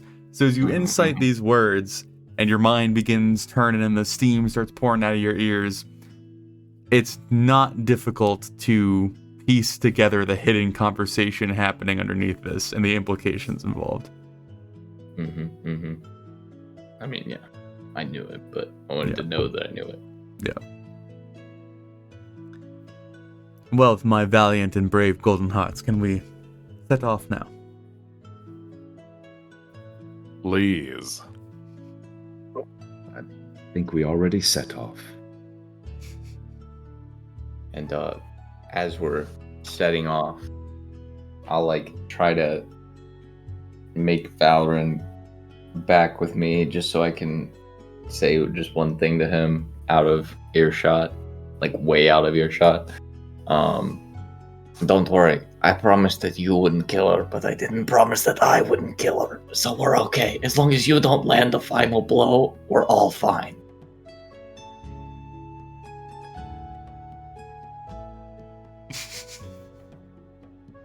Of course. Also, you could knock her unconscious. I mean, that's not killing her.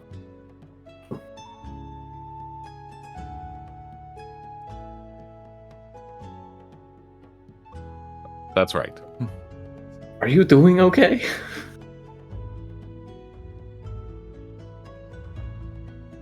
I would say so. Okay. I mean, I guess you're always this quiet. I don't know, it's just eerie quiet now. Just conserving my energy. Very well. Just, thought we had a good connection because of the road, but it's fine. No, just No, along. there's no reason to think otherwise. I'm just...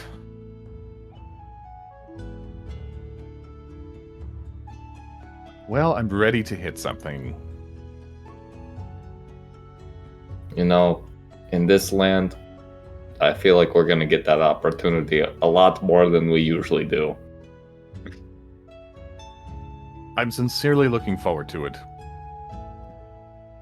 Me too. I mean, I don't think we really encountered anything on the road to Duke Braun.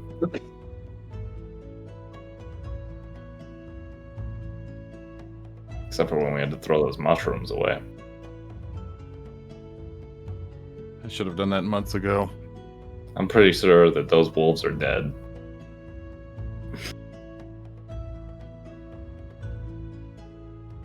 Anyways, I just wanted to assure you that I have your back. I never doubted it. Very well. Onward. One wonders how often people want to kill Hypatia. I feel like it just comes with... It's like a family thing, I think. It just seems like she's inordinately concerned with it. Yeah. I did tell her I would kill her if she killed any of you. I feel like JD would be the most likely to die first, just because she could sneak up on him and probably kill him in one stab, but... Would she really have to sneak? You guys are brutal. God. Brutal critical. Yeah. Yeah, that's true. Okay, well, I fear for him the most. Just seems to be a bit of unfinished business there, even if it is just in his mind. Yeah, he had some weird thing for her, and somehow she had a thing for him. Again, I don't really understand the whole, like, him and women thing, but Wait, it works somehow. really? You're serious? Yeah, we went to a women establishment. I don't really know what they call it. All the people in the place were all over him. It was crazy. I've never seen so many women in one place. A women establishment. Yeah, they were like, I think there are women that I don't really know if he paid them or not, or if they were like, oh, this is on the house or something like that. I don't remember. I think they didn't make him pay, but I think they usually make you pay You're saying a bordello. Yeah, sure. Yeah. Working women. I mean, they were working.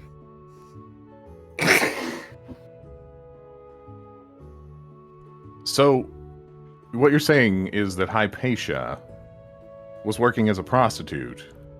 Whoa. And Jarek is... No. The club was after he met Hypatia. He met Hypatia through Callie, but he, like, flirted with Hypatia a lot, and it seemed like Hypatia actually liked him, which was weird for everybody involved. It was weird for Callie, it was weird for me, it was weird for Rolly. Everybody really didn't know what was happening. Did it get any further than that? Because I'm sure she could act in whatever way she thought might benefit her. Well, you see, that was, like, right before we went into the monastery, and then we, like, never saw her sister again until this moment and the moment when she visited JD's town. All right, well, that makes a little more sense then. Yeah, so maybe she's just a really big flirt. I imagine that it's a lot to do with finding and exploiting weaknesses.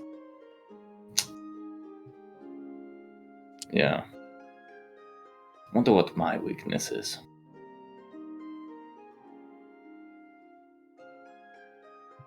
Buffy. Friend to friend, Thor, it's the belief that you have none.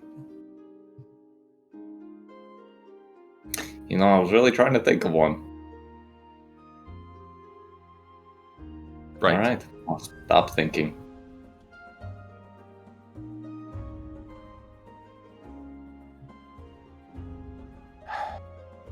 So, Jarek, I need you to take 1 permanent point of psychic damage after that one. Oh, God.